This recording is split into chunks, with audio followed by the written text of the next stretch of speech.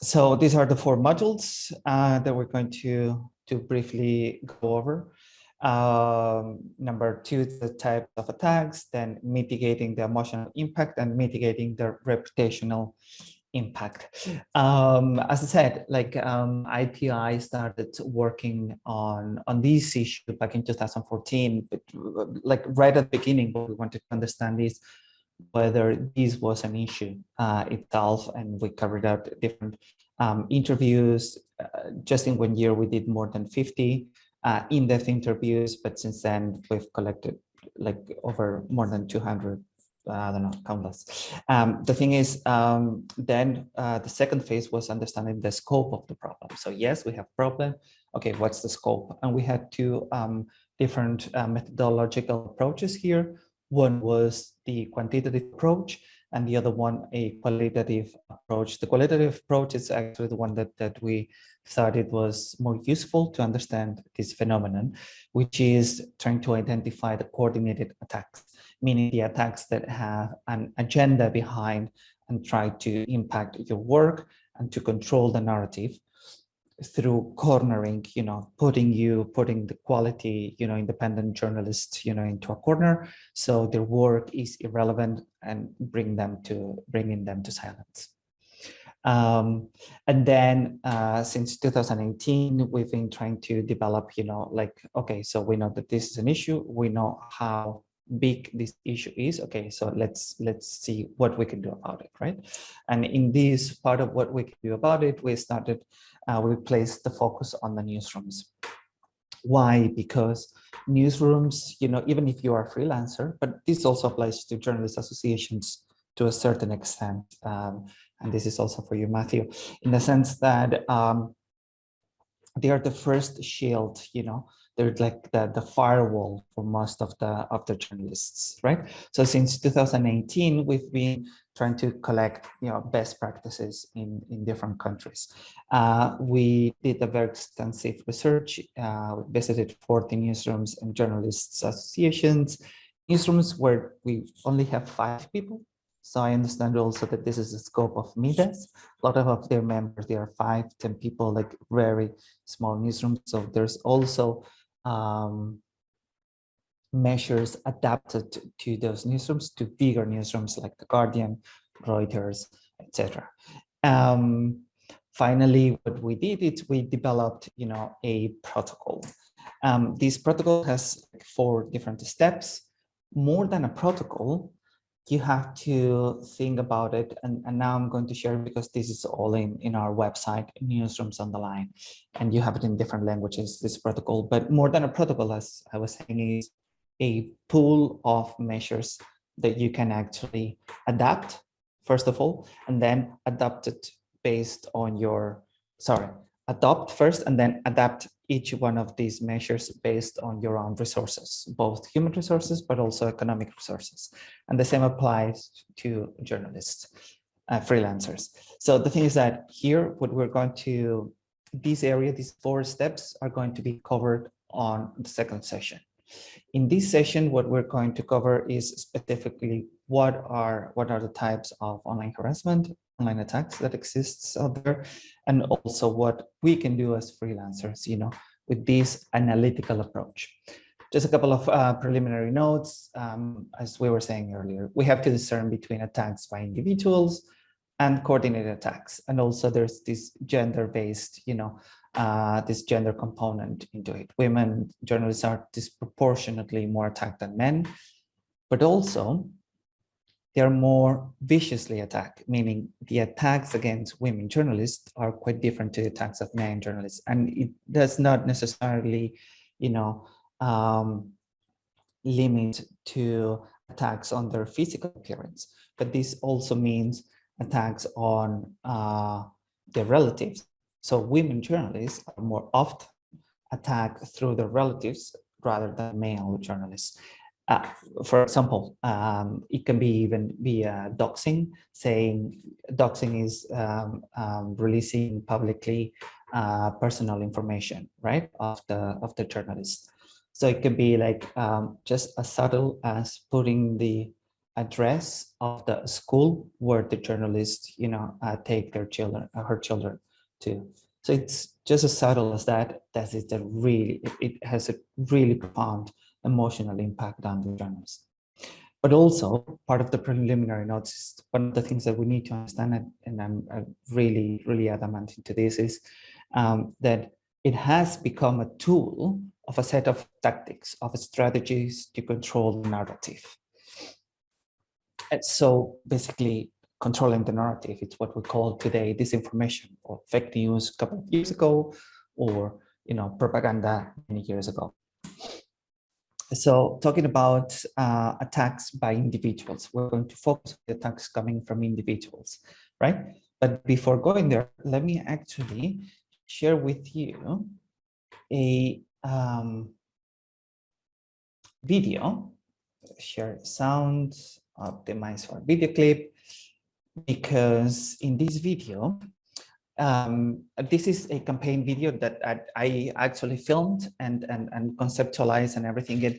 And what I wanted to show here is that for the people who doesn't know how a journalist feels like,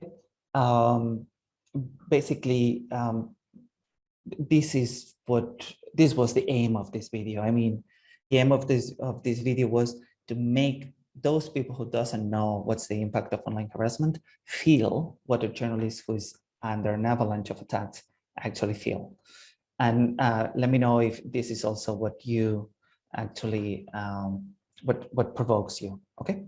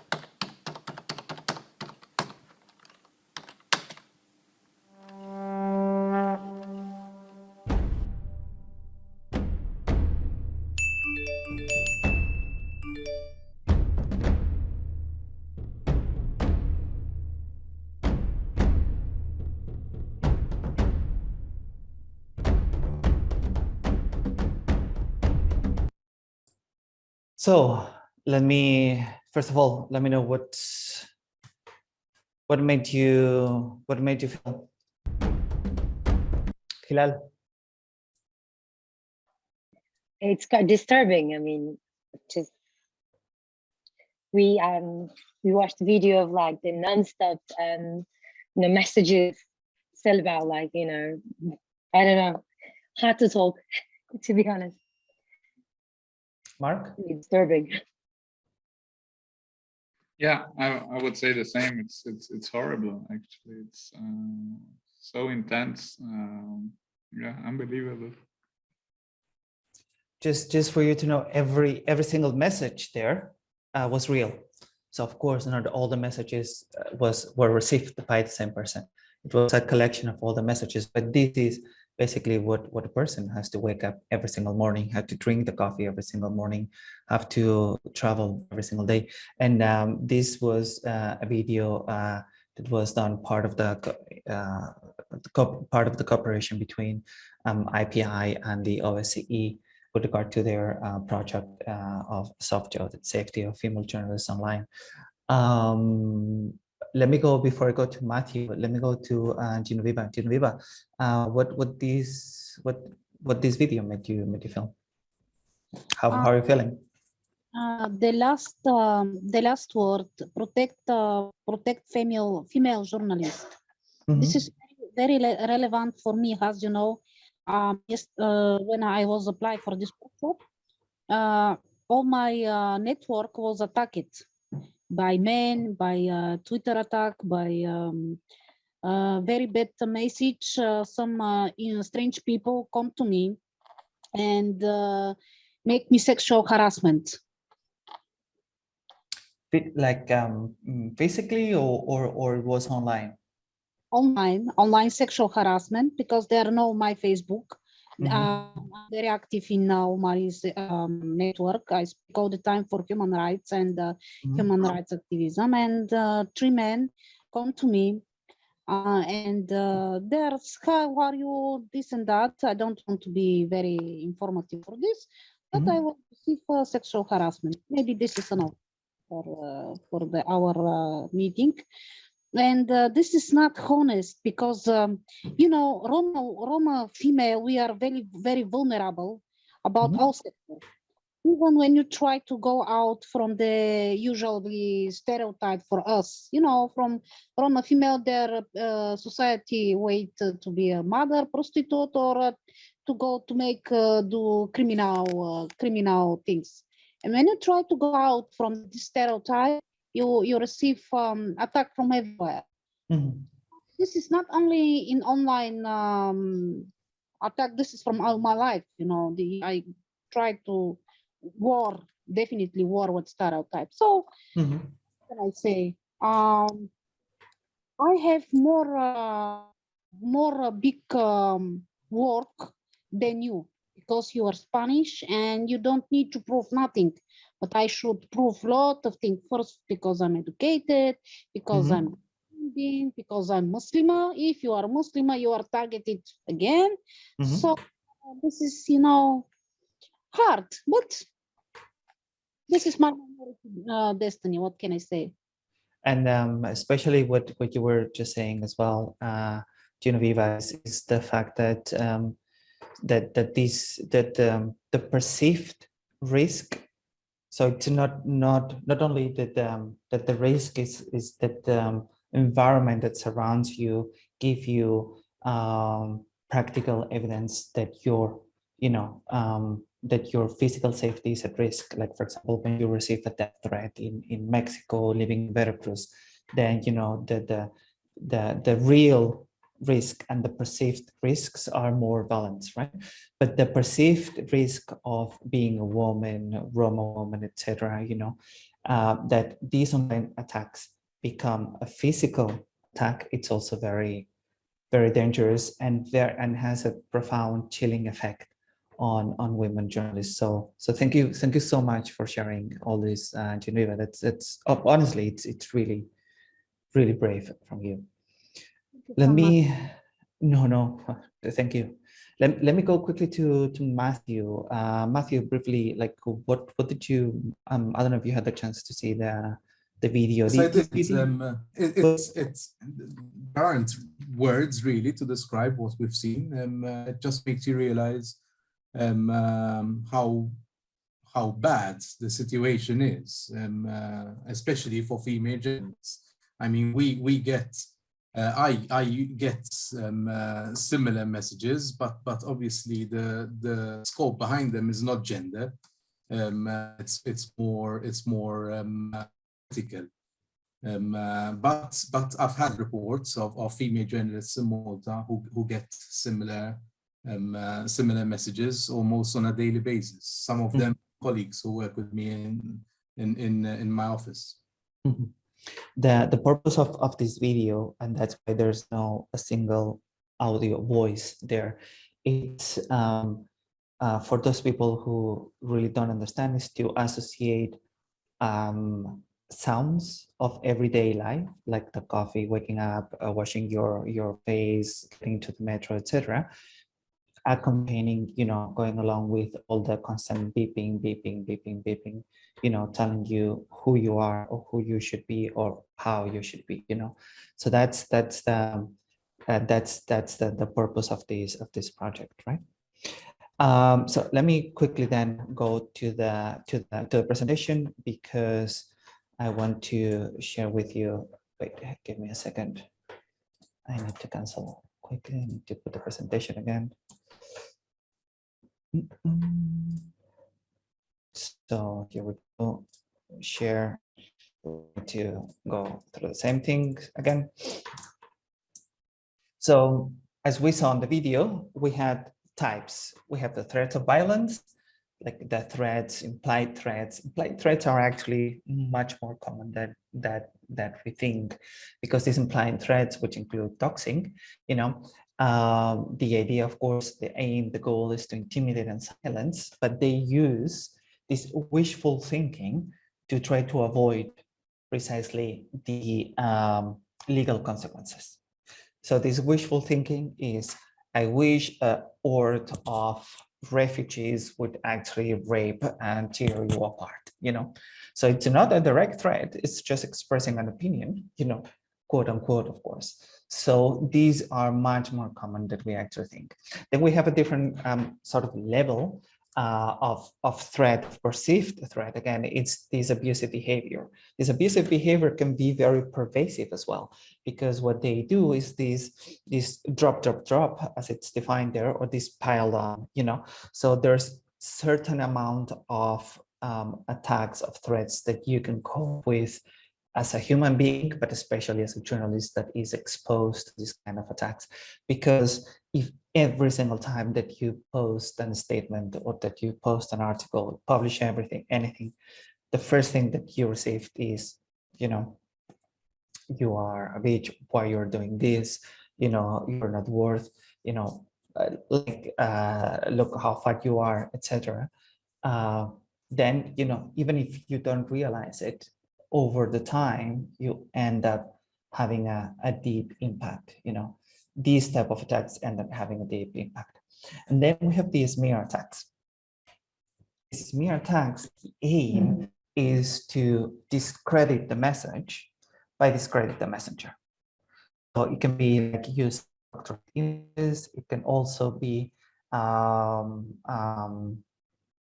like opinion pieces published on propaganda sites, not even criticizing, but just basically blatantly lying about you as a person and also about your work, right?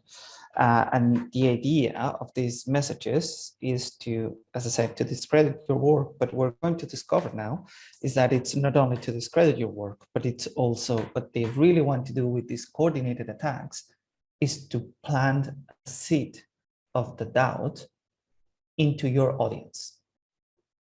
Because if your audience starts to question about the quality and the independence of your work, then they've won. I mean, they're not talking to their own audience, because their own audience, they've already won it, What they want you is that your audience doesn't, or part of it, does not trust your work. Therefore, put you, as I was telling you at the beginning, put you in a corner, put your work and who you are right there.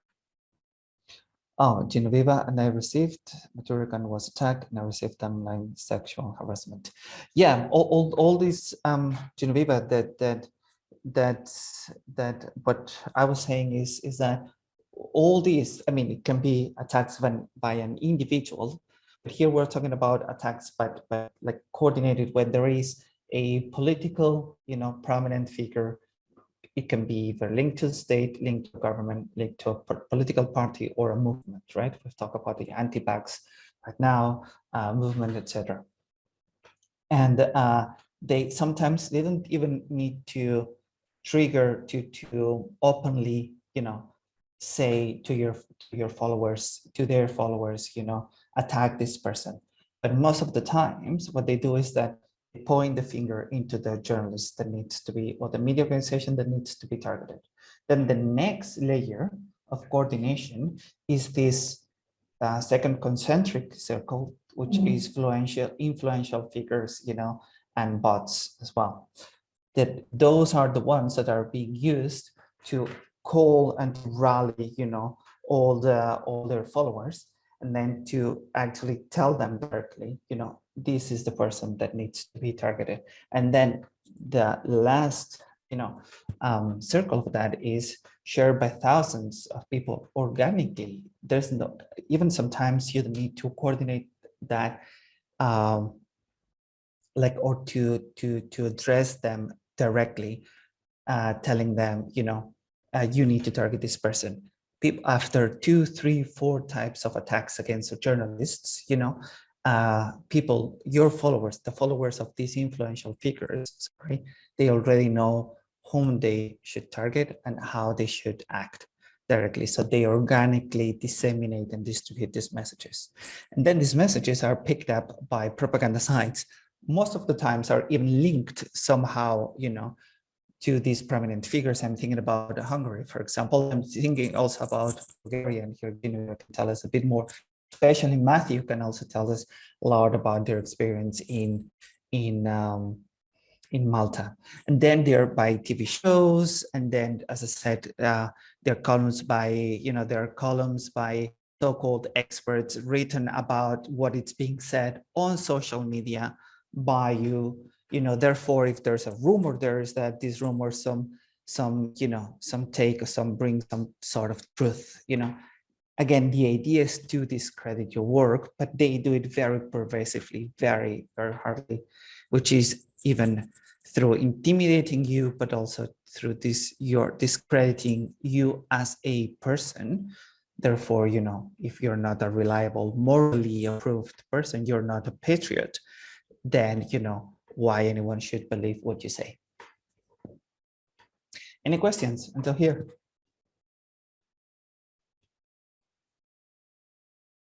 Any comments? No, just feel free to unmute yourself and go ahead. Yeah.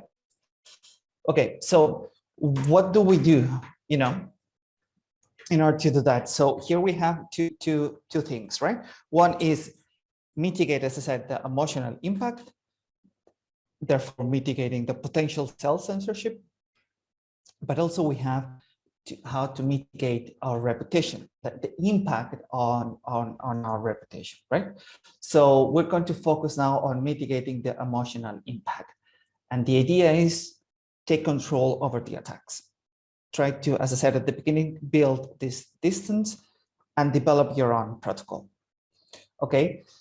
About developing your own protocol, and before we get into this axis, which is a mapping exercise of the attacks. This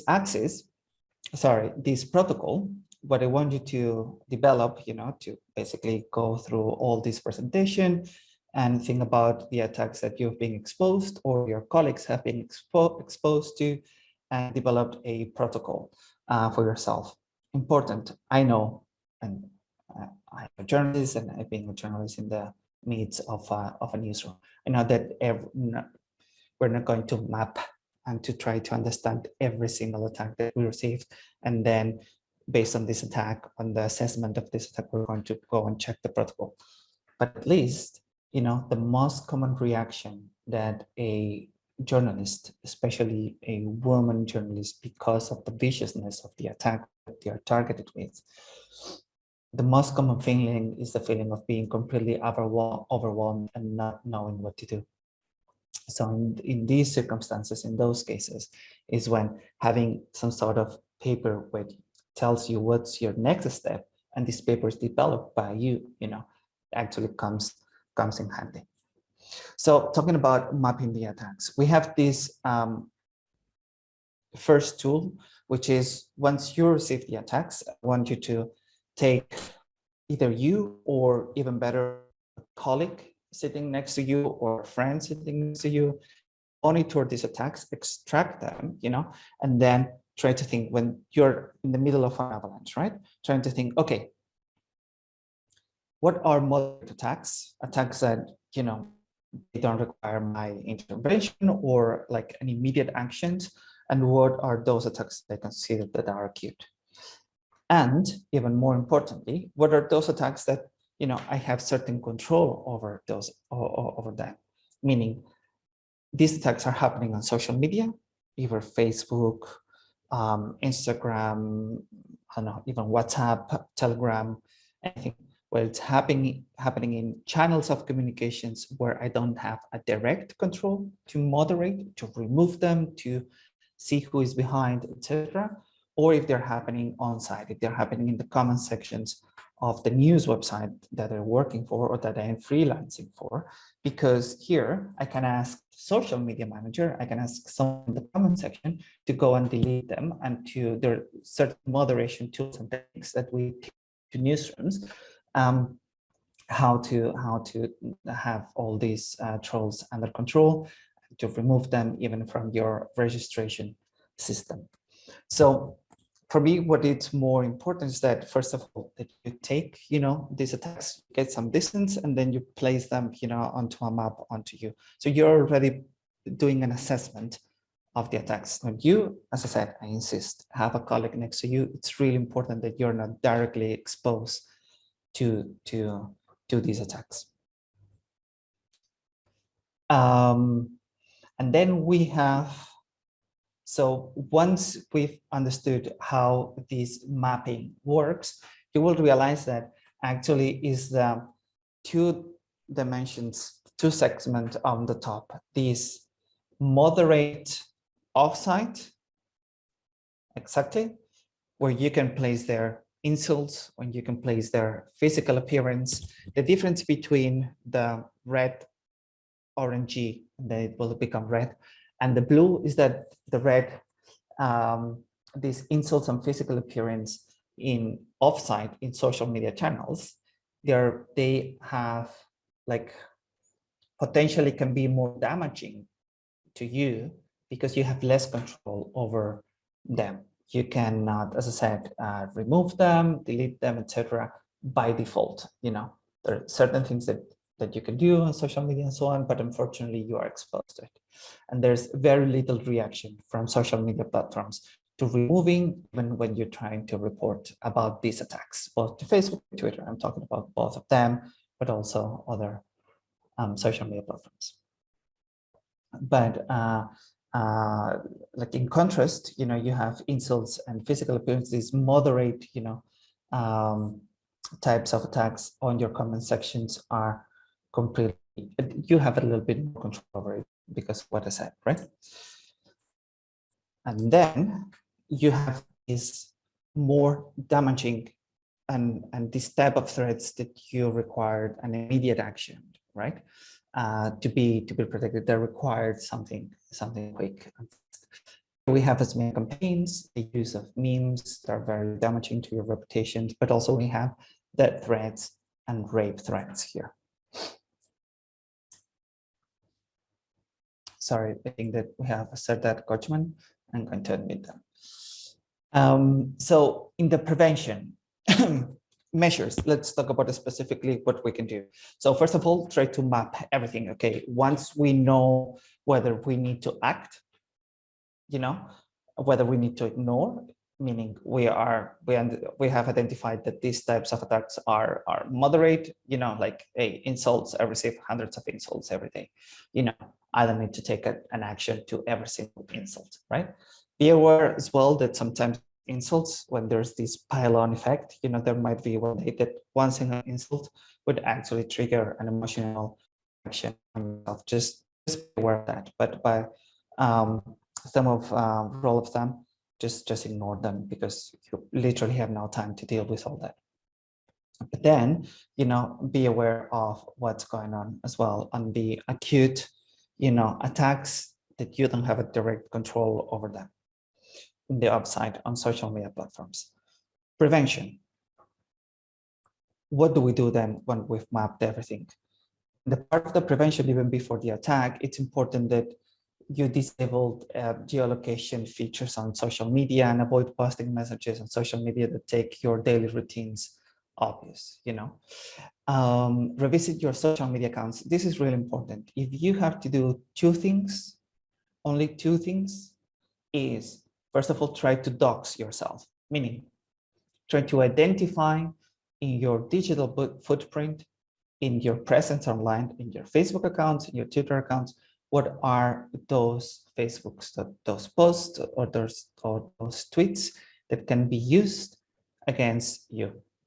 So try to build, these, try to prep in advance and to put yourself in the shoes of a troll. Okay, if I were someone who I want to damage myself, let me go through my Twitter history, let me go through my Facebook, wall, and then I'll see how, who is trying to target me and how they can do it, right?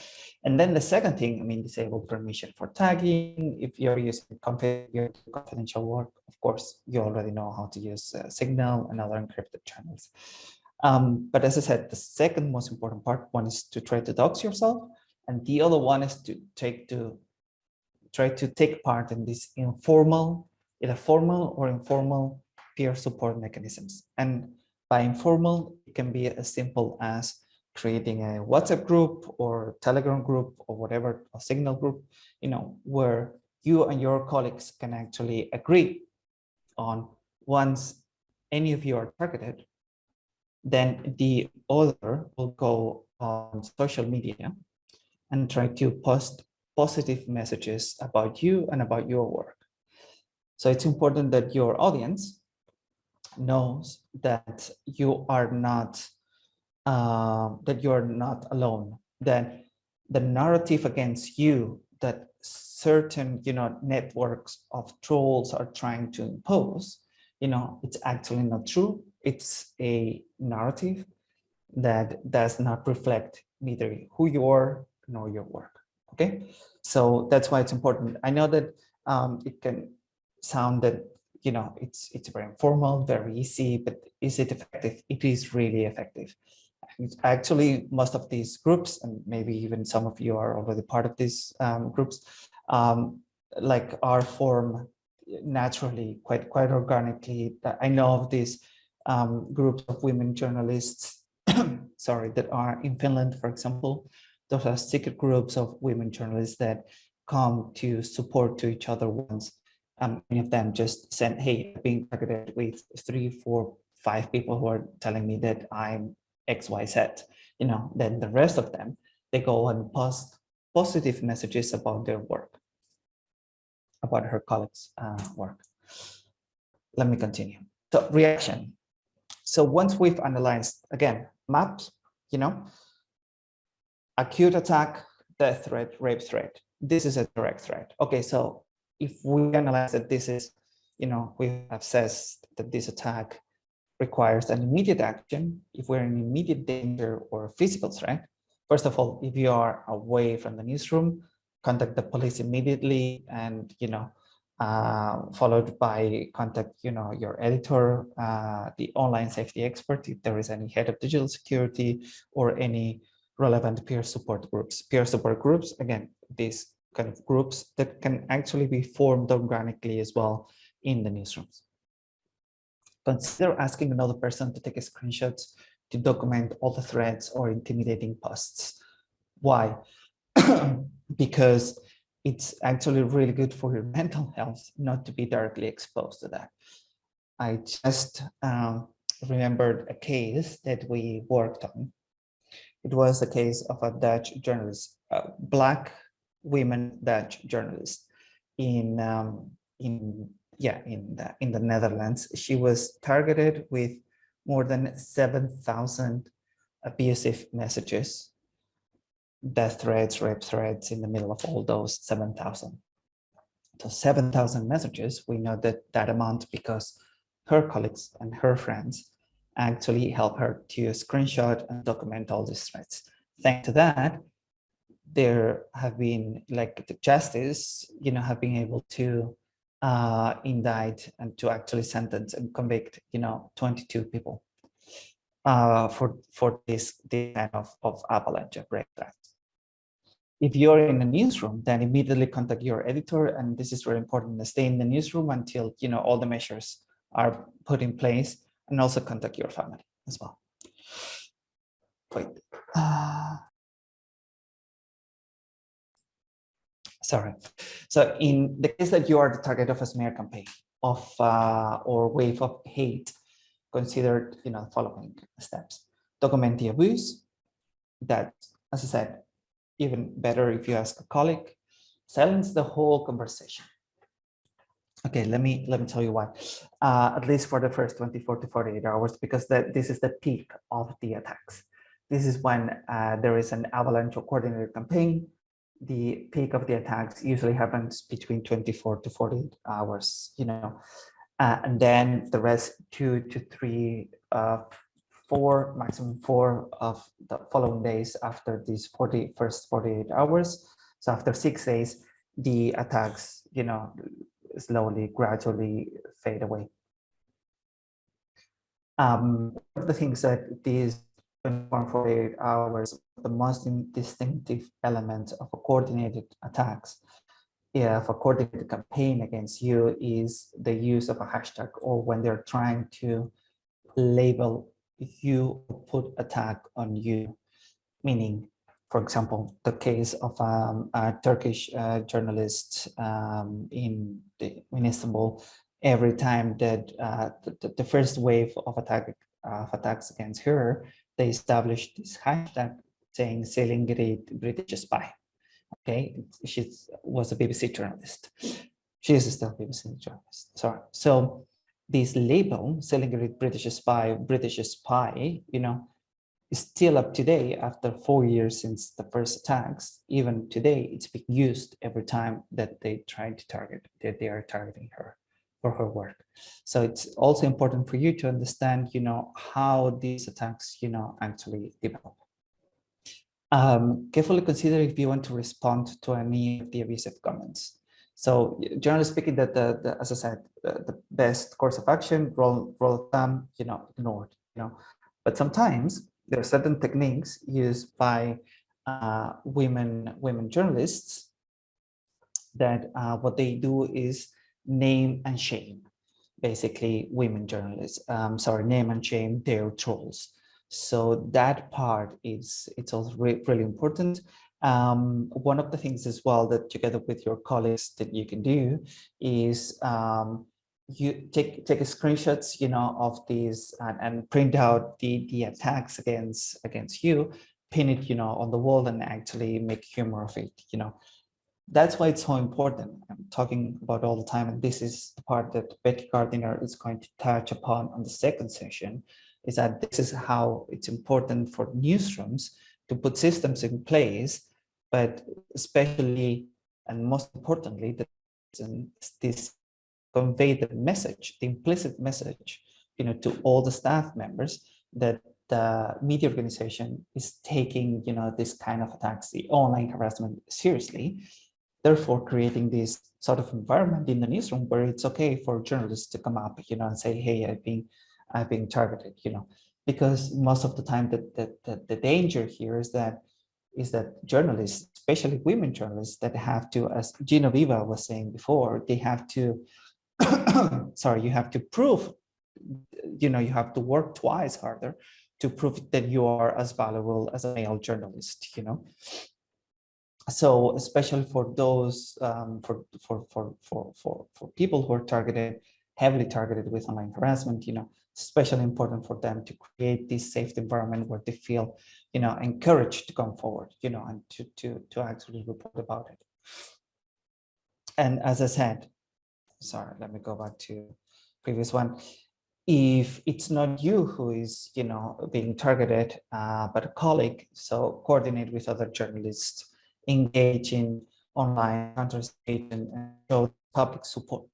This public support, it's important that you show it, but it has to be very carefully drafted in the sense that it's important that this support is, as I said at the beginning, positive messages, praising, the work and the work of your colleague as a journalist, but not, targeting those trolls, because it can be seen you as a journalist, even if you don't like it, you are in a position of certain power, because your voice, what you write, is read more.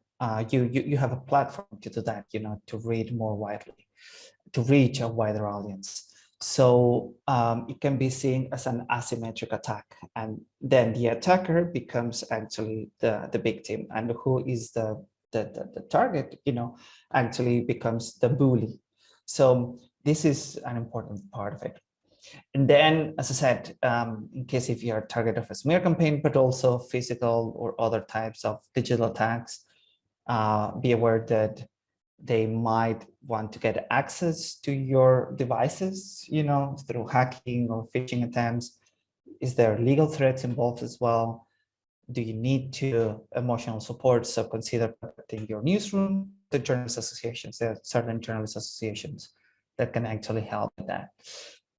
And so check our website. Becky is going to talk more broadly about it, about legal and psychological support. We have video tutorials, a series of video tutorials specifically on emotional, how to cope with emotionally with the impact, with the toll this online harassment takes on you. This is developed by the DART Center, and also Danny Jensen, and very well reputed international lawyer, human rights lawyer, has developed a sort of an overview in Europe, of course, just an overview because regulation changes for each one of the countries.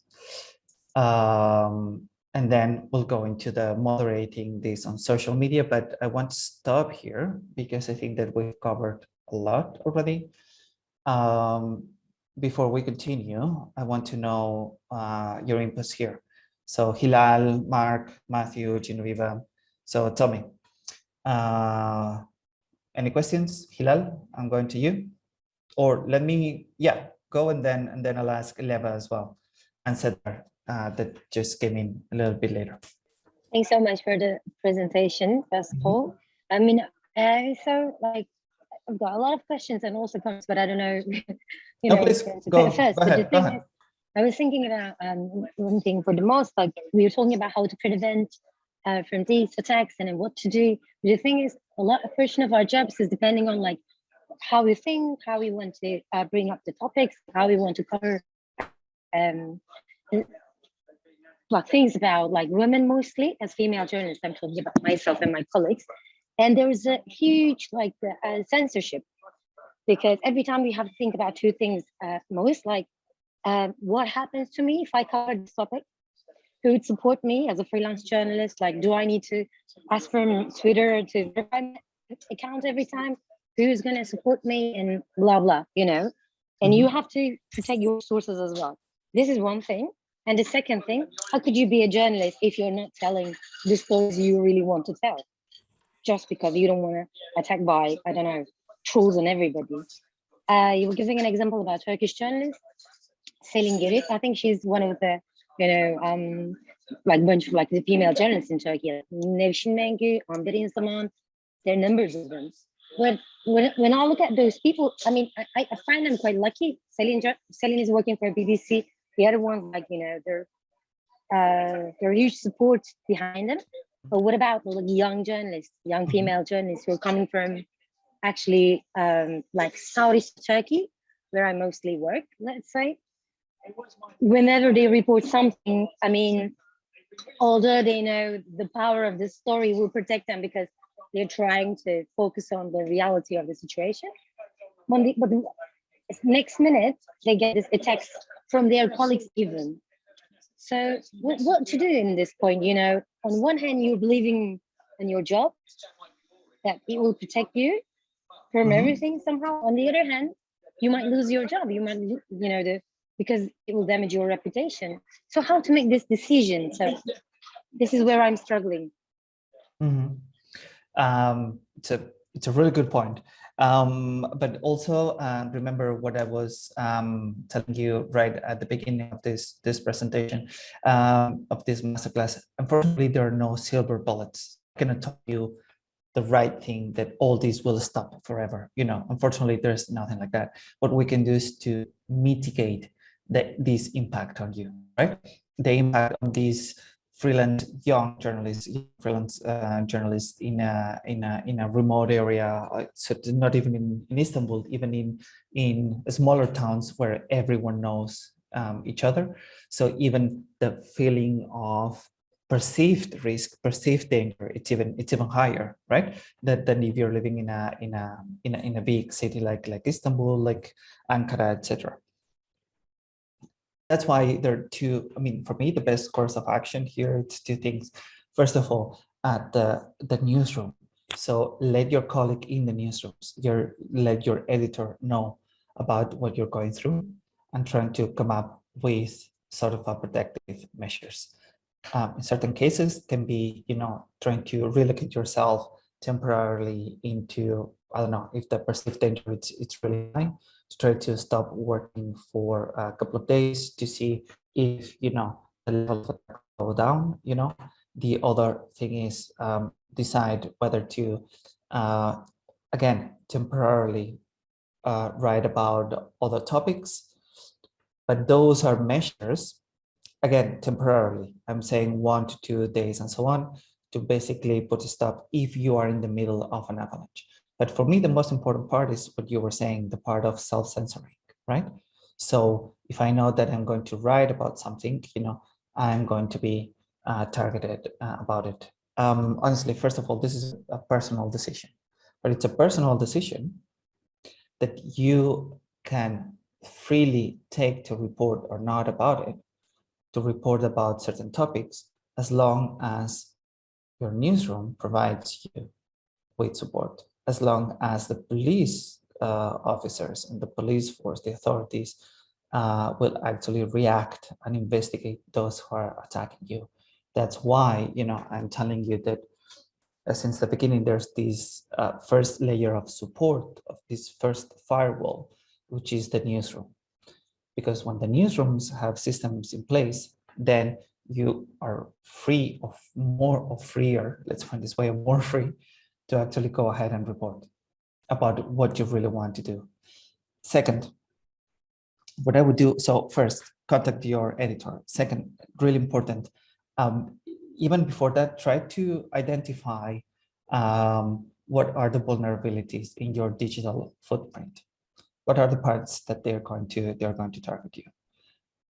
Another important part about the editors, talking about the editors, is that suggest your editor to report on these attacks. A lot of, as I said, put your journalistic skills to try to understand and report about it. Because one of the things that these attacks aim at you is to do your work, but also belittle you as a journalist, but also, and this is quite contradictory, but to place you in a sort of an elite position. You are not representing the voice of the most part of the population, when it's not true. So try to actually bring those attacks, and place them and report about them. A lot of journalists, and I was giving a training to creation journalists on Friday, and one of the things that one of them was telling me is that the most important part for me was when I was being targeted with a lot of trolls. For me, it was really important to partner with a social network analyst or with an expert and write about it. And then we identified that most of those trolls were actually, we'd monitor and track their IP addresses, and they were coming from 2 very specific locations around it. So they knew that there was certainly, coordinated. I know that this will not be every single case, but just the fact of writing about it and reporting about it, first of all, you have the feeling as a journalist to have certain control over the attack, because you're getting some distance from it and placing these attacks, in under your magnifying glass, as a journalist, you're using it as an object of a study, then these attacks are far from personal. anymore. And then the other part that I said that it's really important is join, support networks, create these peer support networks. It's really important to have your colleagues, even other women journalists, to go, on social media and actually start supporting and start, praising and sending positive messages about your work. Because one of the things that we've seen, and Becky Gardiner will be able to talk more about it, is the fact that when the first message after you've published a tweet or after you published, an article on your website, if the first message is criticism, even if it's constructive criticism, or even if it's a very harsh topic, a very harsh criticism, but still it's constructive criticism, the whole conversation, will be positive and will be constructive, whereas the first one is actually a hate. It sends the signal that, oh, here we have an open space to send our vitriol, and our hate. So is this mixture of things that you can do as an individual journalist? Try to identify your vulnerabilities, first of all, rally other colleagues to support you, write and report about it, and also what your colleagues and editors can do, even if they don't have a system in place, like with this pompous word of a protocol in place, but just, very simple measures that can actually help you, like, for example, moderating actually this first post or this first tweet, and also, for example, an important thing is that in prevention, once you're going to write about something that it can trigger attacks, and this is what you were asking as well, is try to have also colleagues next to you to tell you how, to basically send the first message, right after you post a tweet, or to have them also monitor the reactions, so you are not exposed to that. And sending the first tweet to elicit, a very constructive conversation. I want to ask you something personally, if possible. Yeah. Imagine you were a female journalist and you're working for no newsroom. So you're living in a very small town where you have a very less access to your, colleagues or editors. Your editors, they don't pick up your phone calls all the time. And then you're on your own. You don't even have a cameraman. That's the worst scenario, right? And then you're being attacked by people, and then they know where you're living even. And there is a woman approaching you and telling you that, could you tell me, my story? Because this has been happening to me for this time, and I'm in a very vulnerable situation. You are vulnerable yourself, so you don't have any support. You don't have any access to your editor and nothing. But you believe in yourself that you're a journalist and you want to tell that story. What would be your call? What would you do in that situation? It's hard for you to answer this question because you're a male person. But I just want you to think about this. No, of course. As I said, there's no silver bullet. Yeah, of course. What can you do there? So for me, the first reaction would be, first of all, going to the authorities. That would be the first reaction. Reporting to the police, but also I would get in touch. I would look for support, because it's true that you work, that you're isolated, you are, that you're a freelance, that you even don't have a cameraman. So you're putting yourself in the worst case scenario, and that you're even reporting, in a war zone. Let's put it this way, but still trying to find support somewhere. You have journalist associations around you that can actually, if you explain the situation, can actually provide some sort of emotional support, some sort of legal support, some sort of even safety, mechanisms, safety measures, in place. Trying to rally, trying to connect with other journalists. You have other journalists as well in the same location, right? So try to connect with them and ask them for support. Ask them to go with you to report about it, to report to the police. Don't go by yourself, right? The best person to understand what you're going through is a colleague, a journalist as well, because they are the only ones to understand the resilience that you're built up, and also your passion about what you're doing. Because most of the people, even your friends or or even your own family, when you tell them, but even though I still want to report, they don't understand why you're putting yourself in such a position, right? So that's why I'm telling you the best person, or is precisely a colleague. And if it's a women journalist, even better, to go with you and to find support and to support each other on that. So yes, in that case, a scenario when you're absolutely isolated, when you are when even your sources, are scared of talking to you, and they're asking you to cancel, their interviews, not to quote them, not to use their interviews with you. In that situation, of course, there's no silver bullet to definitely protect you and then allow you to walk free. But what you can do is mitigate what's the impact on you. And the best way to do it is actually try to seek out for support around you, because I'm sure that there must be support around you, even if it's a small one that will not help you to solve the case 100%, but at least will allow you to continue a little bit longer. Thanks so much for your answer.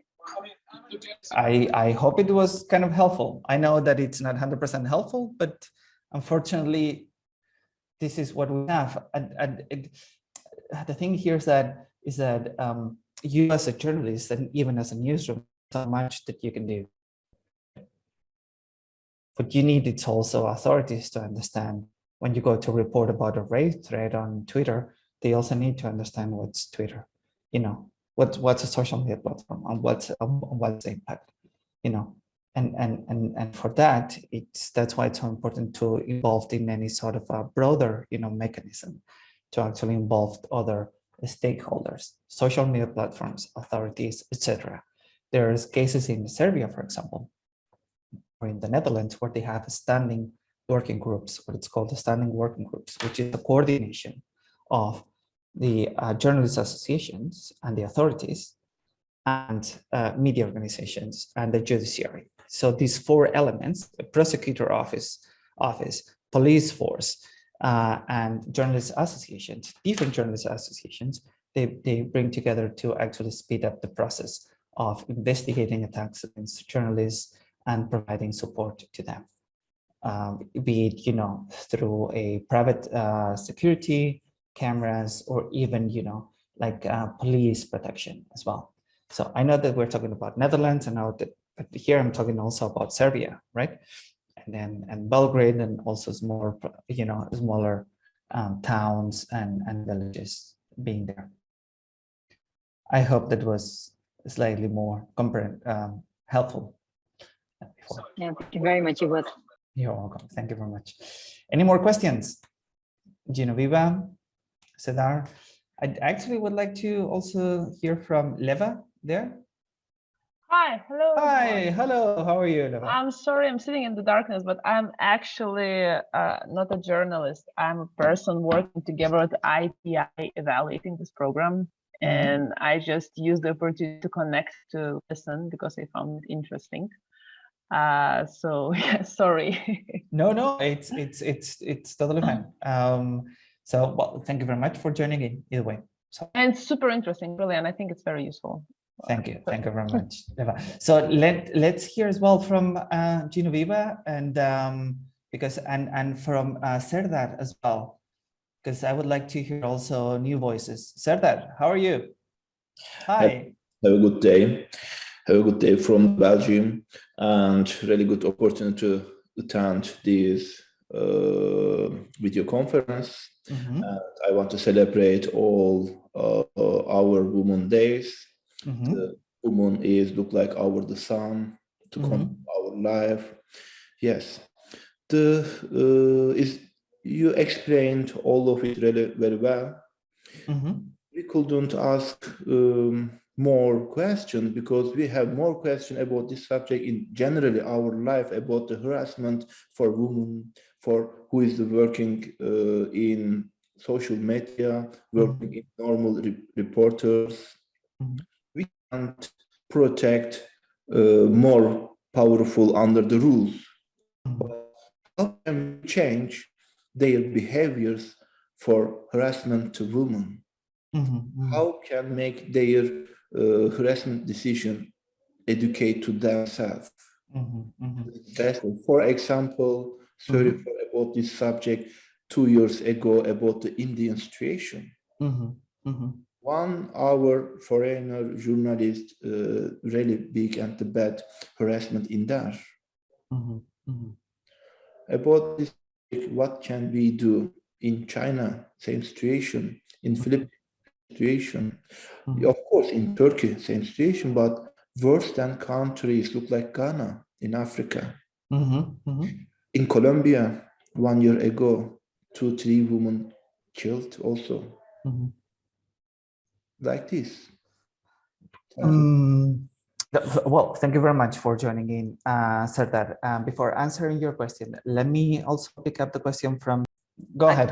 I can go ahead. Okay. Well, look, thanks for the introduction, Javier, and thanks very much for inviting me along. I've been asked to do 2 things. So first of all, to talk a bit about some work I did at The Guardian some years ago now, in 2015, in which we tried to understand what was happening in the comment threads and on social media to our own journalists at The Guardian. I was opinion editor.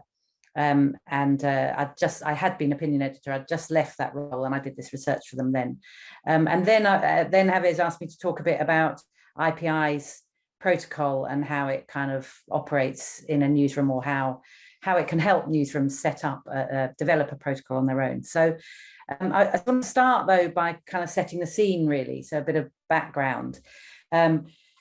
By kind of taking us back to 2014, before the research at The Guardian was commissioned, and what we understood to be the kind of problem with the internet back then in 2014. So and I'll start with a particular event which felt important at the time, although it wasn't the first event to have happened. There was, in 2013, a British feminist activist called Caroline Criado Perez won a campaign in Britain to get a woman on British banknotes. So the banknotes had always had men on them, and she did this campaign to get a woman on a banknote, and she won her campaign. And it seemed to me like a very sort of moderate kind of feminist campaign. Actually, it was almost sort of amusing. You know, it wasn't like some major kind of, I don't know, it wasn't some major upheaval, I didn't think. But the very next day after she won her campaign, she got her first online rape threat, which then became a deluge in the days that followed. And I just want to read a few lines by her, which she wrote soon afterwards. She said, "That was a Thursday. By Sunday, police had collected 300 A4 pages of threats that had been made against me. There were threats to mutilate my genitals, slit my throat, to bomb my house, to pistol whip me and burn me alive. I was told I would have poles shoved up my vagina, dicks that shoved down my throat. I was told I would be begging to die. And then they posted my address on the internet. So I felt hunted and I felt terrified," she said. This was obviously a particularly horrible attack, but it wasn't the first time we'd seen women being attacked for sort of sticking their head above the parapet, and women journalists in particular. And as opinion editor, I often saw journalists being used online, most often on social media, but sometimes below the line under the articles on our own website. And so to give you some examples of the kind of thing we would see in the comment threads under articles on our own site. So a female journalist wrote on a demonstration outside on an abortion clinic. And it was a news report on this demonstration. And in one of the comments underneath was, "You are so ugly that if you got pregnant, I'd drive you to the abortion clinic myself." Another one was a British Muslim journalist who I'd asked her to write about her experiences of Islamophobia as a football supporter. It was quite a kind of, it wasn't the most heavy piece even. And underneath the comments, it said, "Go back to where you come from and marry an ISIS fighter." And so it went on. So on The Guardian, such comments were immediately blocked by our moderator. Hostility below the line didn't always take violent threats and speech, a whole lot of other kind of abusive, I would now consider abusive comments, which were less immediately shocking when viewed individually. So, for example, women journalists and journalists in general, but women journalists in particular, got a lot of ad hominem attacks. So they would be called brainless idiots or whining fools or that kind of thing. Women would often get the comment, "Call yourself a journalist," let's say. These were very dismissive sort of remarks. calm down would be another one that would happen quite often. And so on. Now, viewed individually, obviously, this is nothing compared to the kind of threats that Caroline Criado Perez was getting, and which we occasionally saw our journalists getting below the line. But when seen in volume every single day, and every time you publish something, it starts having a very chilling effect on writers. And one of the columnists that I used to employ, she said, it's called Jessica Valenti, and she said, imagine going to work every day and walking through a gauntlet of 100 people saying, you're stupid, you're terrible, you suck, I can't believe you get paid for this. It's just a terrible way to go to work.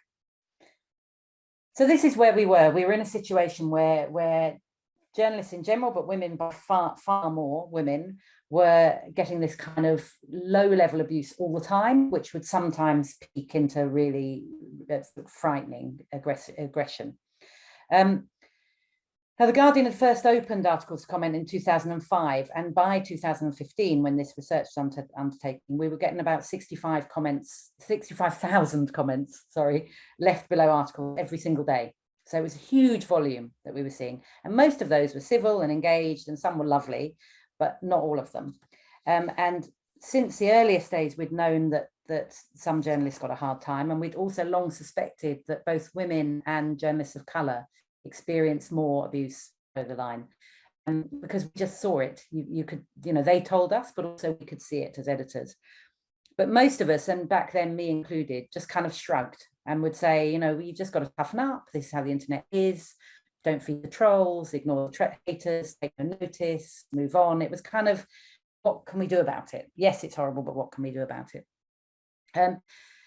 I would say that it's thanks to the work of a handful, really, of very courageous individuals, mainly women, who just refused to keep quiet about it and went on and on about the abuse and harassment they experienced.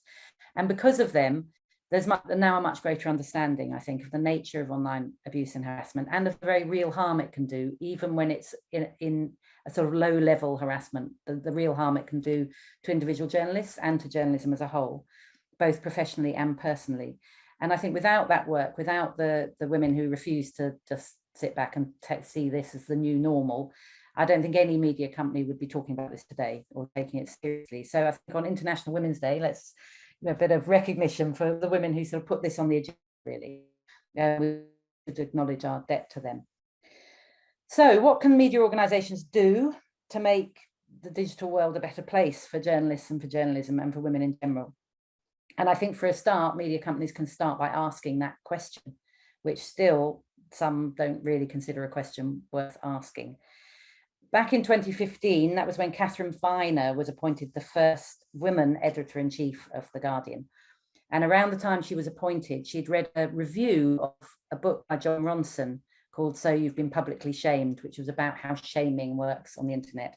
And the book ends with the line, the actual problem is that none of the men running those bazillion-dollar internet companies can think of one single thing to do about all the men who send women death threats.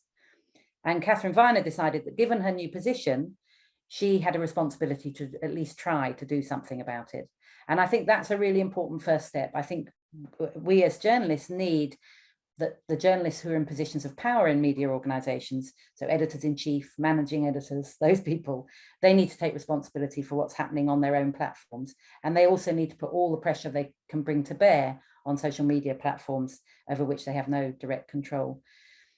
So anyway, Catherine Viner commissioned me to do some work on this problem in The Guardian. And even though The Guardian was a well-moderated website, even then, it's better moderated now, but it was pretty well moderated even then, with a largely civil and engaged online community, we nevertheless decided to begin by focusing our attention on what was happening on our own site. And the reasoning for that was, you need to put your own house in order before you start sort of complaining about what others are or are not doing. So if I go to the slides now, I'll just talk you through what we did at The Guardian. Where have I gone? Sorry, can't see, oh, there it is, sorry.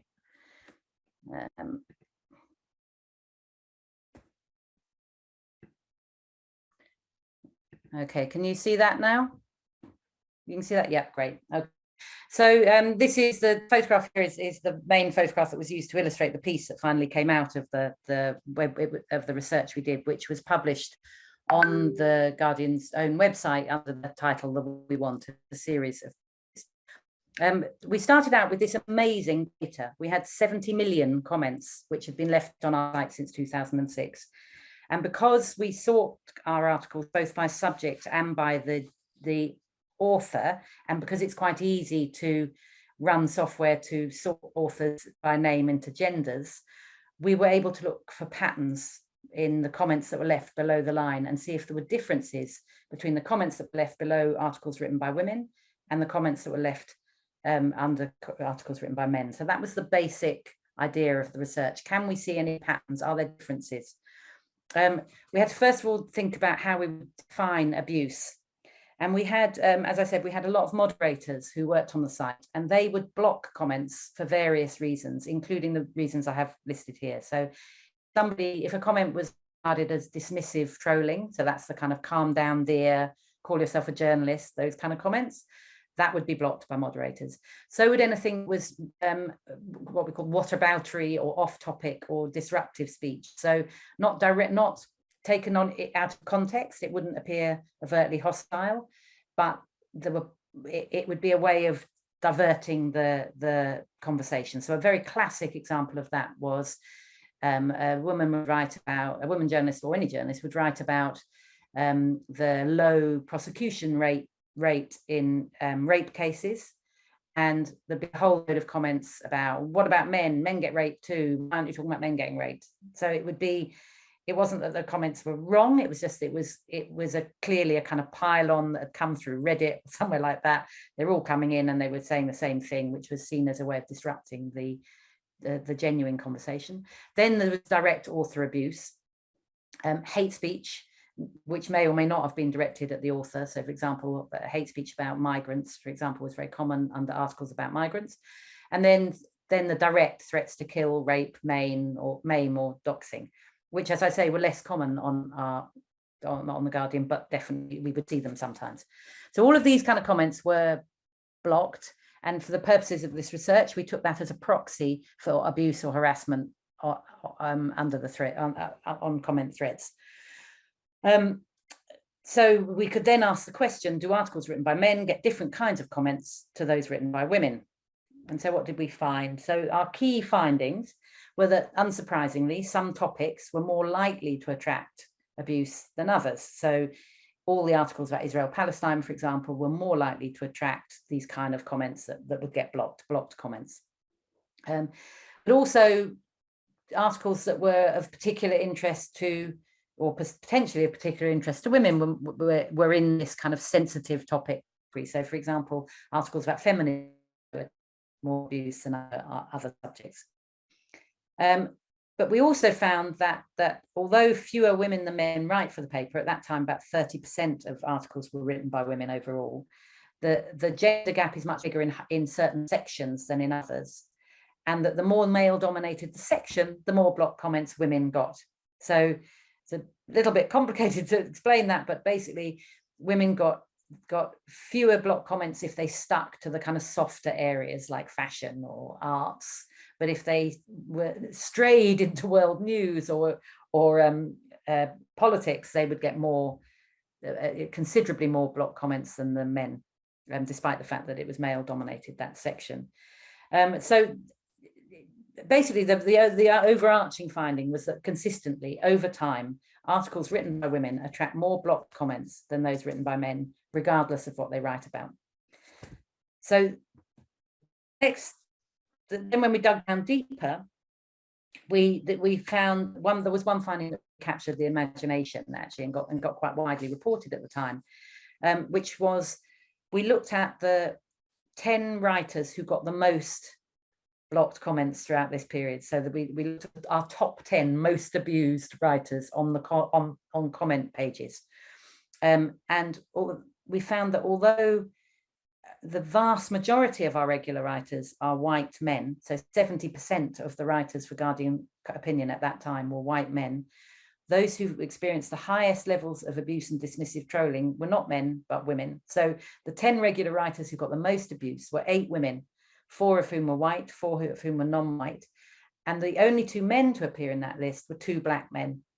So, and this, remember, there were hardly any black men or black women writing for the site at that time. So, and yet they appeared in the top 10. 2 of the women and 1 of the men were gay. And of the 8 women in the top 10, 1 was Muslim and 1 was Jewish. And the 10 regular writers who got the least abuse were all men. So there was this very sort of striking survey finding about the intersectionality of abuse, that it was women, but it's also people of color, and also minority religions were attracting abuse, and as well as abuse on the terms of sexuality. So alongside this, the research we did into the comment threads, we also did a staff survey, and we surveyed all of our staff. The survey was sent out by Kathleen and got a very high response rate. And we surveyed staff, but we also surveyed regular freelancers. And 80% of the people who we surveyed, and I think there were over 400 people responded, as far as I remember. Over 80% said they'd experienced comments on the Guardian's own site and on social media, which they felt, and the definition we used was, they felt went beyond acceptable criticism of their work to become abusive. On average, people had experienced this more than 50 times. And we also found that, or they reported, that the abuse of women was often sexualized. It was much more likely, they were much more likely than men to receive comments about their bodies, their private lives, their sexuality, and so on. And many of the people answered also reported that it had had an impact on them. So a lot of the women journalists in particular reported that they were now reluctant to write on certain topics because they knew that this abuse and harassment would follow. So that led us to sort of think about and look at what was the harm of this abuse. And what we found was that each comment individually was somebody said it was, used this term, it was a snowflake in an avalanche. So if they'd received 1 or 2 of these comments, they were not that bad. They were just sort of, could almost be ignored as just being stupid. But that when there was so much of it, that the journalists were left feeling harassed, mobbed, bullied, and then sometimes afraid for their safety or the safety of their families. Women quite often would receive comments which would threaten their families, either directly or indirectly. So they would, I remember one journalist who they simply, a photograph put on social media of a child in response to something they'd done. So the psychological effects that people reported were grave. People also reported a professional impact. So a lot of the women journalists said that they'd either left social media altogether or were avoiding sort of writing hard news areas. They were just avoiding areas of work. A quarter of the women surveyed said they'd refused assignments because of the anticipated abuse. So the level of self-censorship was really quite concerning. They also, what we drew from this was the social harms, really, that abuse has a chilling effect on journalism. So working journalists are reporting self-censorship, women and people of colour are being put off joining the profession. This very much tallied with my experience as comment editor, opinion editor, where I found it was very, very difficult to commission women and journalists of colour. So that statistic I gave you earlier of 70% of the people writing for comment were white men, that was in part, I mean, there are lots of reasons for that, but in part it was because it was very difficult to get women and people of colour to write. They didn't want to expose themselves to this level of abuse and harassment, which followed the publication of pieces on our site. So what they told us, what I sort of to sum up really about the research, I think it was significant in 2 ways. I think, first of all, what the images here are images from how we publish the research online, and you can, if you Google, it's a terrible way to go to work in the Guardian, you'll find the piece that we published. So I think, first of all, the findings themselves were significant because it provided quantitative element to back up the anecdotal accounts and the surveys that had been done over time. And it became just a little bit harder to dismiss the concerns of women and people of colour, I think. It was like we had these, you know, data. People are often more impressed by data than what people report. Secondly, I think the process was important. I think we presented the work really, it was a full piece of data visualization. I mean, what you can see here doesn't do it justice. It was really beautiful, which was not my work, but that of very talented comments on the data team, and which was shown alongside videos of women and journalists of color talking about their experiences and talking, how it felt to them. And I think that showing the videos of people talking about their experience alongside the data meant that the data wasn't divorced from the human impact. So it was quite a striking piece of work in that way. But also we engaged Guardian readers in the process. So along with what we published, we published a quiz where we asked readers whether they would block a comment or not. Would you block this comment or not? And then we talked about whether the moderators had blocked it or not and why. And it led to quite a long discussion between us and our readers about the nature of moderation and the reasons for the decisions they're taking. And I think it kind of raised awareness of, among people who maybe would have been quite quick to post something dismissive and silly, and now began to see the reason these comments were blocked was not because in its own terms it was the most terrible thing to say, but because this was being said so much and in a discriminatory way. So it made readers question their own behavior to some extent. And I think it also meant that readers felt engaged in the process. We asked them for their help. And so when we later rewrote the community guidelines, it was with a certain amount of buy-in from readers. So what readers told us, what we'd found out ourselves from research, led to a review of the Guardian's own commenting strategy and the tools that we used to help us moderate. So it started by this awareness raising process where we'd engaged audiences in the conversation about the process. We'd also had the conversation internally through the survey, and we published the research results internally before we published them externally. So there was a lot of conversation going on in the Guardian and between the Guardian and its readers. And then some practical steps were taken in the sort of months and years that followed. So the first thing that was done was that the community guidelines were massively strengthened and sort of changed, really, that they had before stressed, we want to have a polite conversation. And it changed from that to actually, this is the Guardian's own space and you're here on our terms. And if you do behavior that we don't want, we're going to kick you out. So it was much more a kind of reclaiming of the space as a space that was edited, which of course it always had been, but we'd sort of covered that up a bit. We'd sort of we'd invited readers to think of it as being their space. And we changed that. We sort of took some power back, which of course was power that the Guardian had always had in reality, but we made it more overt. We also, the very major thing that the Guardian did, and probably the single most important thing, was they decided, the CAFAN had decided to open far fewer articles to comments. So whereas before the default had been that when an article was published, it would be open, the default is now that comments will be closed unless it is opened by the editor. And so it means that editors have to make a decision. Am I going to open comments on this article? And they take several things into account. And one of those is, what is the likelihood it's going to expose this writer to a whole heap of abuse? And another thing they take into account is how many moderators do we have on shift and how many comments threads are already open? And do we have the capacity to properly moderate this article? And if the answer to that is no, or if the answer is this is a sensitive article and it's likely to expose either the author or possibly one of the interviewees, it's another thing, one of the interviewees in the piece, if it's likely to expose somebody to a lot of abuse, we won't open its comments. That made an enormous difference because it meant that the comments that were open were properly moderated, and because we had the capacity to do it. Also, they built the strength of the moderation team, and this included better tech. So it was easier. They introduced an AI moderation tool. It was still human moderators, but the AI was introduced, which would flag up potentially problematic comments much quicker, that kind of thing. They also did better tools that meant that when a comment was blocked, an email would automatically be sent to the person whose comment had been blocked to explain why. All sorts of things like that. So there were things where they was just building the strength of the moderation team, equipping them with more tools to do their job better.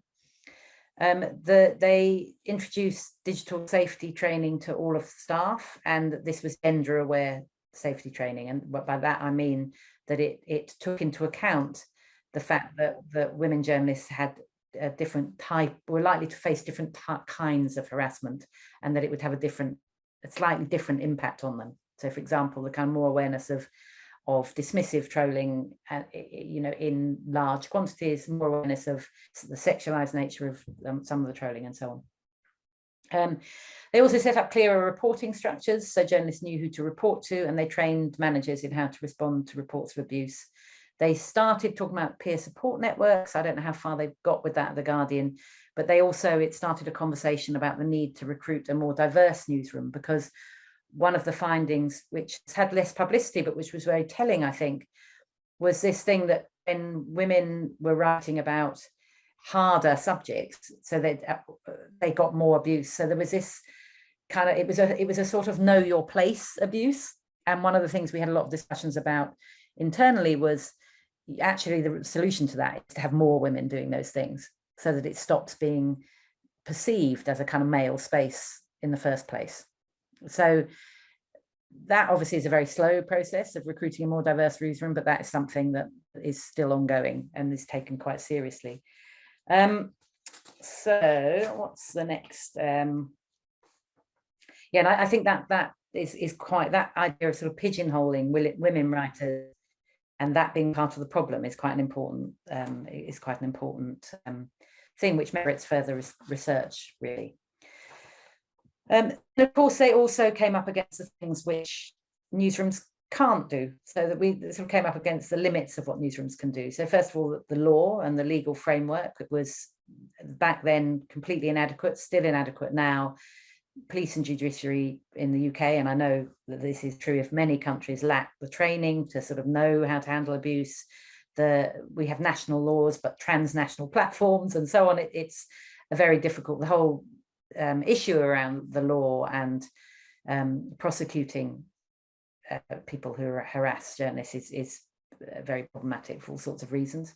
There was also the issue about social media platforms, which are notoriously unresponsive and totally overwhelmed by the amount of people using them, and on which most harassment and abuse occurs. So that's obviously hugely problematic.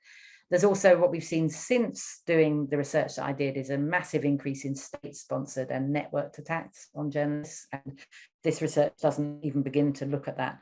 And then, of course, there's the fact that we have sexism, racism, hate speech in society more generally. And, you know, to some extent, that is always going to be reflected in what happens online. I mean, you know, the idea that online is a kind of separate sphere is obviously not true. It's part of the world we're in, and I don't think you can tackle these problems just online without thinking about tackling them offline also, and that's obviously an enormous task.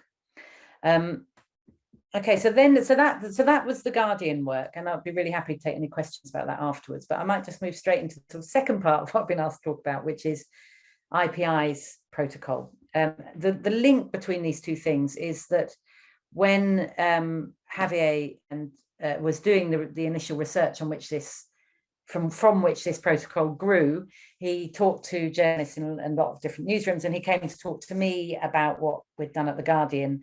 And a lot of what I spoke to him about there, which I've just talked to you about now, very much fed into his thinking about the protocol. So we had a conversation. The sort of conversation started right back then, and I've ended up doing quite a lot of training and stuff for Javier, of training of this protocol. So the protocol, I think Javier's already introduced the idea of the protocol to you when he was, but just because I didn't hear what he said, just in case he didn't say it, was that the idea here is to set up a website where there are enough resources that newsrooms can develop their own protocol that fits their own situation using this sort of blueprint, I suppose, that is basically on this thing. So this isn't meant to be a one-size-fits-all solution. It's a kind of guideline that people can then use to adapt to their own experience. So the important thing about the protocol is that it starts from the assertion that online harassment is a workplace issue. So built into it is the idea that it is the responsibility of newsrooms to do something about this, that it isn't down to the individual journalist to try and solve this problem. Workplace issue, like any other kind of danger that you might expose your journalist to as a newsroom, you need to take responsibility for online harassment, because newsrooms have a duty of care, but both to individual journalists, but also to their own journalism. And if their journalists are being massively rounded on an attack, then that is also an attack on their journalism.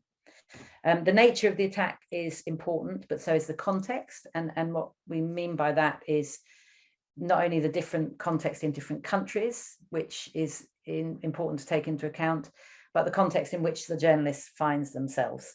So that goes back to the idea that you can have an attack made on somebody, and I'm trying to think of an example. I mean, say that there's a death threat is going to be far more credible if the journalist's address is publicly available, or if they're in a country where journalists do find themselves killed. So, and it's going to be less credible if actually their digital safety is pretty robust and they're in a country where, thankfully, journalists are very, very rarely killed. So the context in which the attacks happen is important. So, which brings on to the next point, which is nothing is ever just virtual. So an effective response to online harassment and abuse won't just be technological. People often, what they want is some kind of technological fix. You know, give us the robot that can kind of sort this out for us and block all these comments, or give us the, you know, some way of sort of redesigning the internet so these things can't happen. The protocol, the IPI protocol, is very much built on the understanding this is ultimately, it's a cultural problem which has technological expressions. It's not a technological problem. Oh, someone's come to the waiting room. I'll admit them. There we are. So there's sorry, what's happened here? Oh, sorry, that's yeah. So the four-step, it's a four-step protocol. The idea is it can provide a basis for a bespoke protocol in each newsroom. So the 4 steps. It's an annoying thing where the let me just see if I can change the view here, because sorry, if you just trying to hide the view, because what's happening? Sorry, I'm just having to. I mean, we're seeing the full presentation. Yeah, no, I know. It's just what's happening is it's covering up half the slides. So it's quite like I'm just trying to work the out bar, the bar on the side. So I'll tell you what I'll do. If I move it into a different, can you still see it? Okay. Yeah, great. Okay, I've figured it out then. Okay, so the 4 steps.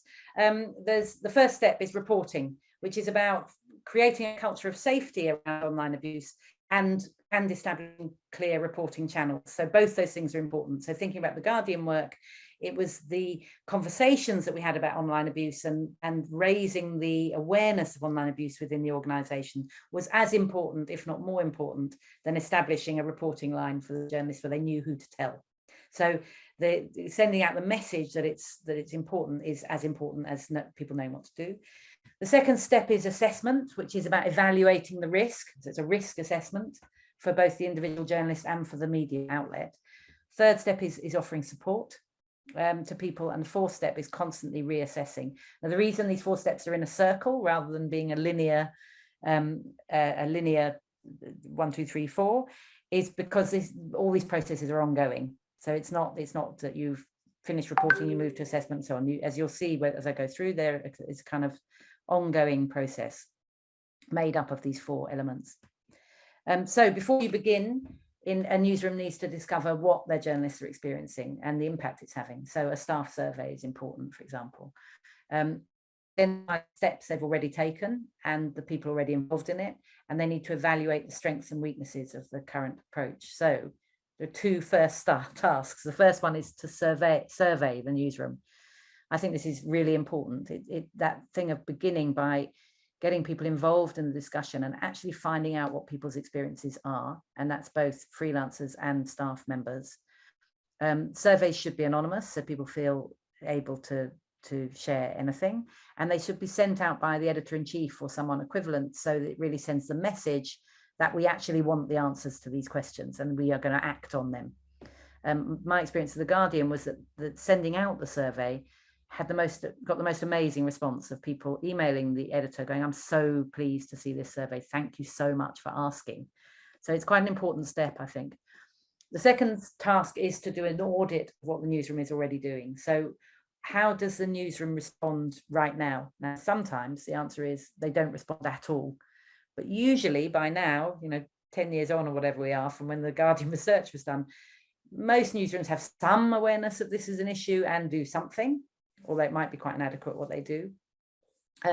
So you need to capture all that and think about who does what and what is currently happening.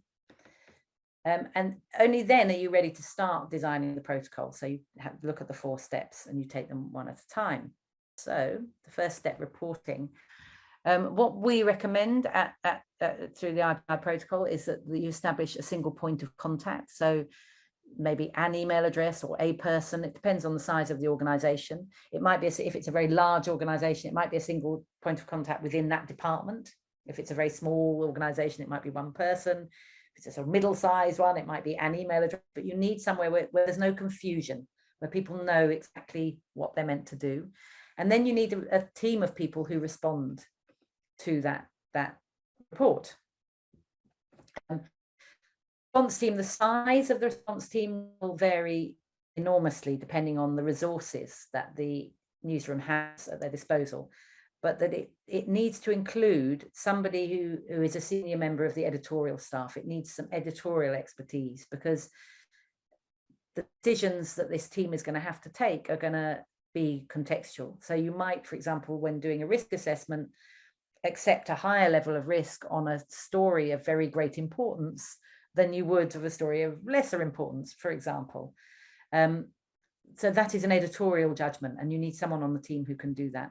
You need some legal expertise. Now a big newsroom will probably have in-house lawyers. You need to make sure that at least one of those lawyers understands online harassment and abuse and what the options are. If it's a much smaller organization, you need somebody that you can draft in. You need access to someone that you can pull in when a serious complaint or report is made. You definitely need someone with digital expertise, so someone who can make sure that devices are locked down properly as they can be. And you need someone who has some responsibility for kind of employment practices and staff welfare. So in a large organization, that'd be human resources, and a smaller one, in a very small newsroom, there might be one person who does 3 of these jobs. But you need these are the roles that need to be there, whether they're done by one super person who knows all this stuff or by 8 people who share these responsibility. You need these things to be represented. And then the second step is the risk assessment. So a report is made. Well, there are 2 stages to risk assessment. One is before a report is made, before the piece has even been published. And the second step is in the event of an attack. And I'll talk more about that in a sec, but the risk assessment needs to be gender aware, like I say, and race aware. It needs to be aware that different kinds of people get different kinds of harassment and abuse, and that they have different kinds of impacts. And it also needs to be aware of local context. When I say pre-publication, I'm a great believer in thinking about what the likely response to an article is going to be before it is published, and taking steps to mitigate that before it is published. So for example, I can't remember if I've got a slide on this. Let me quickly go. Yes, I have. So for example, that's it. So editors, for example, need to think about if they've commissioned the piece, they need to think about what is the likelihood that the journalist who's written it is going to be attacked as a result, and what is the likelihood that this attack is going to be a serious one. And they should take steps to mitigate that. For example, they might discuss with the journalist whether they want their byline taken off it. I mean, that's an extreme step, but it might be that in some cases they might want to do that. We did have things at The Guardian sometimes where we would put just staff journalist rather than a named person, so that the organisation took responsibility for the piece rather than the individual journalist. Journalists usually do want their bylines left on, though, for obvious reasons, but sometimes they were happy to do that. Definitely think about headlines and stand first and those kind of, how are you selling the piece? Are you selling it in a way that sensationalizes it and which is more likely to make people just respond to the headline rather than the piece itself? Time of day that it's published, hugely important. You know, if you've got a piece that you think is sensitive, then you shouldn't publish it when there's no moderators on duty, for example. And you should keep, the journalist should know when it's going to be published so that they can ask somebody to monitor their social media accounts for them, you know, to minimize the exposure to the abuse they get, for example. So there are lots of things an editor can do if a piece is flagged as being particularly likely to attract harassment and abuse. Journalists themselves need to think about this also. So they need to think, you know, sometimes when we were editing a really sensitive piece, we'd sort of say, you know, do you want to say it like that? You know, do you want to, you can sort of talk about, you can think about if for example, linking to sources of things so that it's really clear where things come from, so that you're preempting attacks that might be made on you, for example. And so it goes on. Social media teams should be alerted and the community team, if there is one, so that if a piece is published that's likely to put a journalist at risk, that there are people ready to help them. In the event of an attack, so you've done all this before, hopefully you've minimized the likelihood of an attack, but nonetheless, of course, attacks will happen. Then you need to assess, you need to look at what's happening, and you need to assess the likelihood that an online threat could turn into a physical attack. So that will depend on things like, you know, is the journalist, is their face very well known? Are they very identifiable? Is their address known? Those kind of things, but also local context and everything else. You need to assess the damage that's being caused to the reputation and credibility of the journalist and to the news organization. Do you need to respond to that? And you need to think about the emotional impact on the targeted journalist. So there are 3 strands to assessing the risk of an attack. It's the, you know, the risk of physical danger, the risk of reputational harm, and the risk of emotional harm. And how can you mitigate each of those things? So if you think there's a risk of physical harm, then obviously if it's one single threat, can you identify the aggressor? Can you alert the police? Whatever. If there's multiple threats and it's a coordinated campaign, you can assess how likely it is that others will then feel legitimized to physically attack the journalist. So, I mean, we've seen that. There have been several cases of that here, where a journalist has come under fire by quite high profile people have been attacking that journalist, and in quite large numbers. And then soon after, that journalist has been physically attacked in the street, kind of just thugs who feel legitimized because people other people have been attacking them online. So you assess the risk. Then risk of reputational harm. You know, what is the environment like? Is this attack on the journalist taking place in an environment that was already very polarized or hostile? How credible is the smear on the journalist? What's the volume and reach and engagement? How many people are seeing this, and how damaging might it be? Risk of emotional harm. This, I think one question is the content discriminatory? So if you're a journalist of color and you're getting a lot of racist abuse, that's gonna potentially have a really great impact. Does it include traumatic imagery? There's a lot of evidence that imagery can be more emotionally damaging than words on their own. Does it include stalking? Stalking is very frightening. So if somebody's, you know, stalking a journalist, that nearly always will have an emotional impact. Does the journalist have a good support network, or are they quite isolated, either geographically or in their personal life? These are all things that you can look at. There's also there's a thing called TRIM, which is trauma risk. I can never remember what it stands for. Risk management, trauma risk management, I believe it is, which is a kind of question, almost like a questionnaire you can go through with a journalist to try and evaluate what the impact is that it's having on them. And there are details of all of these things on IPI's website. Once you've done a risk assessment and if you've worked out what the risk to the journalist and to the organization is, you can then put in place your support mechanisms. Now, the support mechanisms need to be developed before an attack takes place, because you need to be able to put them in place as soon as an attack has taken place. There are lots of different ways that a newsroom can support a journalist. If they have comments on their site, these should definitely be moderated, and communities should be managed. Journalists should definitely be offered some kind of digital security support, both before and after an attack. So journalists should be, you know, their digital devices should be secure, and their emails should be secure. And these are things that should just be part of what we are all doing as journalists, but still aren't. If that's done before an attack, it will make an attack, when it happens, feel less frightening, because you know that your accounts are not going to get hacked and so on. But after an attack, it needs to be reassessed as well.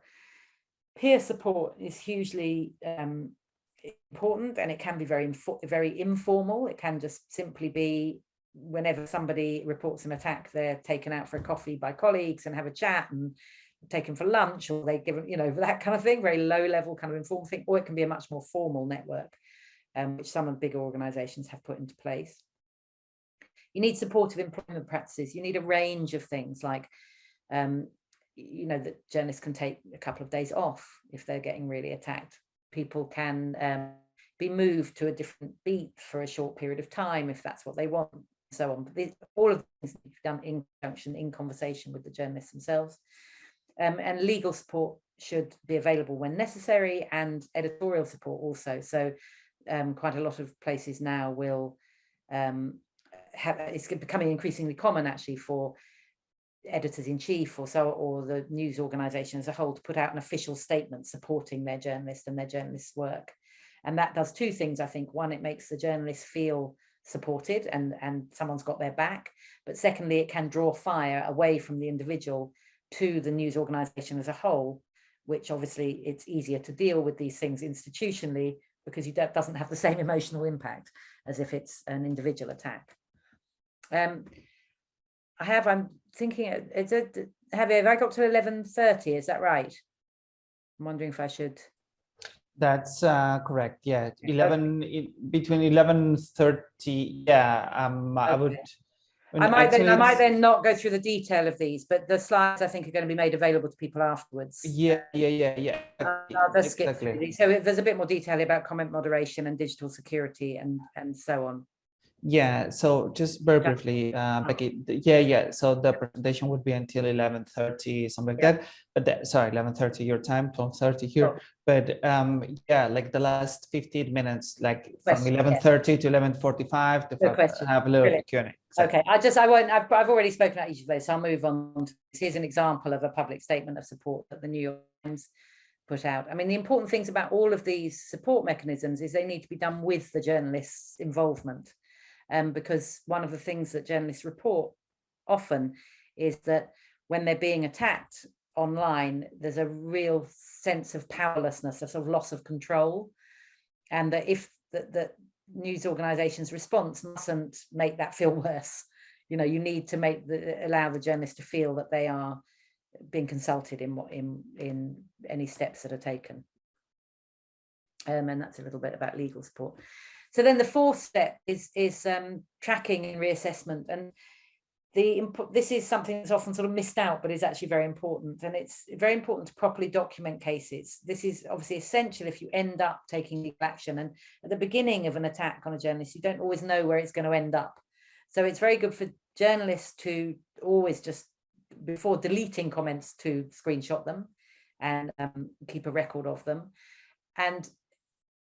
But if you're getting a deluge of stuff, then you might need someone else to do that for you. So trying to minimize the journalist's exposure to harassment and abuse is also quite important. So it might be that you hand over control of your social media accounts to a colleague who can screenshot, document stuff, and then delete it. So you as the individual never have to see it. Again, that's something some journalists wouldn't like that, but some do. It's very important that the same person or team responds to all of the reports and follows up to see how effective the response was. Institutional memory, really, and an institutional understanding, because the whole nature of risk assessments is that it's an imperfect science. You know, there's a lot of you have to make a lot of judgments. And that it can be hard and you can make mistakes, but the more you understand about the nature of abuse in your own particular context, the better your judgments are going to be about when something is of a really severe risk. So you're sort of developing this deep expertise. And so the summary is that the protocol has 4 steps: reporting, risk assessment, support and tracking. It should be seen as operating on 2 levels, so prevention and recovery. And prevention is kind of far, far more effective than recovery. So, you know, if a newsroom takes all possible steps to prevent attacks on journalists, or to prevent the harm that those attacks are likely to do, that's through digital security and so on, that's much more effective than trying to recover from attacks, which, as we all know, is difficult. you know, and things can be done, but it's more difficult. And you can't prevent, when I say prevention, just to be clear, I'm not saying that you can prevent the attacks themselves. You can't prevent all attacks, but you can minimize the harm they can do. And to prevent attacks, it's about creating a culture of safety in the newsroom. So it's talking about what's going on. It's making it clear that it's taken seriously. It's setting up clear reporting lines. It's having a team who have the expertise that they need to respond effectively. It's considering the likelihood of an online attack as just part of the risk assessment process. So there isn't a news organization in the world that would send a reporter into a war zone without doing a risk assessment first. And the risk assessment for publication of the risk of online attacks should be taken seriously and should be thought about before something is published, before the journalist is sent on a story. All newsrooms should have in place some digital security training, however small they are. I don't, you know, people say, oh, sometimes when we've done training, people are like, we just don't have the resources for that. I don't accept that. I think that it has to be a priority. You know, we're working in a digital space. It has to be a secure space as much as that's possible. And then there's the fostering a supportive community online, so your readers can be a really great line of defense here. But that takes work. And moderating content effectively. If you publish comments on your own website, then you must moderate, otherwise don't publish the comments. And the most important things about recovering from the attack is identifying the people who will respond and making sure that they're properly trained and that they have the expertise so that they can offer support that's rapid, human, and effective. So it's that thing of responding rapidly, the response having a human face, so somebody getting in touch with the person who's been attacked and making contact with them, and then having tools at their disposal which make their response effective. Give guidance and training to staff about how to assess the risk of attack, how to assess the risk to reputational damage and emotional impact, having support mechanisms in place that can be implemented when they're needed, and having a mechanism for tracking and reassessment. And that is it. And this is the website address for the IPI's protocol. And there's just loads of resources on there, which are well worth exploring. So with 2 minutes to spare, I shall stop sharing screens. That's it. Thank you very much, Becky. I mean, I will let the participants ask you questions and so on, but there are a couple of well, I have already one question in mind, but just to learn more about your experience in doing, you know, these workshops with newsrooms. But let me hear first of all from Genevieve and Hilal as well. Christiana, Mark, do you have any questions? Genevieve, are you there? Yeah, I will like, if it's possible, this lady who speak before little, because she have very typical English accent. If it's possible to ask her to send me this like a text, like an email, this if it's possible to educate myself, because my English it's not so good, you know. I have problem with British accent. I'm sorry. What I think the slides are going to be circulated, aren't they? So you're going to circulate the slides. Do you also want the, I mean, I do have written down what I talked about the Guardian research. Do you want that as well? I'll happily send that to you. Yeah, I would like to educate myself, just to read it, because I'm really sorry. I need to educate myself better in English. No, not at all. Don't apologize. I'm happy to send you whatever would help. There's also, I can put the link to the Guardian research in the site as well. So I'll do that now. In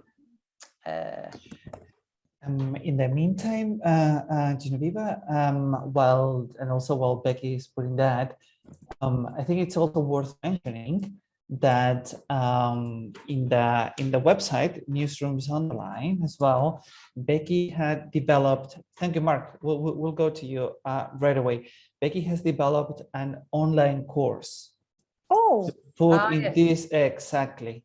So let me share it with you. Look, here in the chat as well, where She actually, I mean, you can talk more about the online course, Becky, than me, but where each one of these protocols are this presentation, it's actually expanded, you know, and then you can go back and forth all the time, and then you have worksheets there and all the materials necessary. While Becky can tell you more about it, like, I'm going to post the URL. Yeah, I need to know more. This is online course, if it's possible.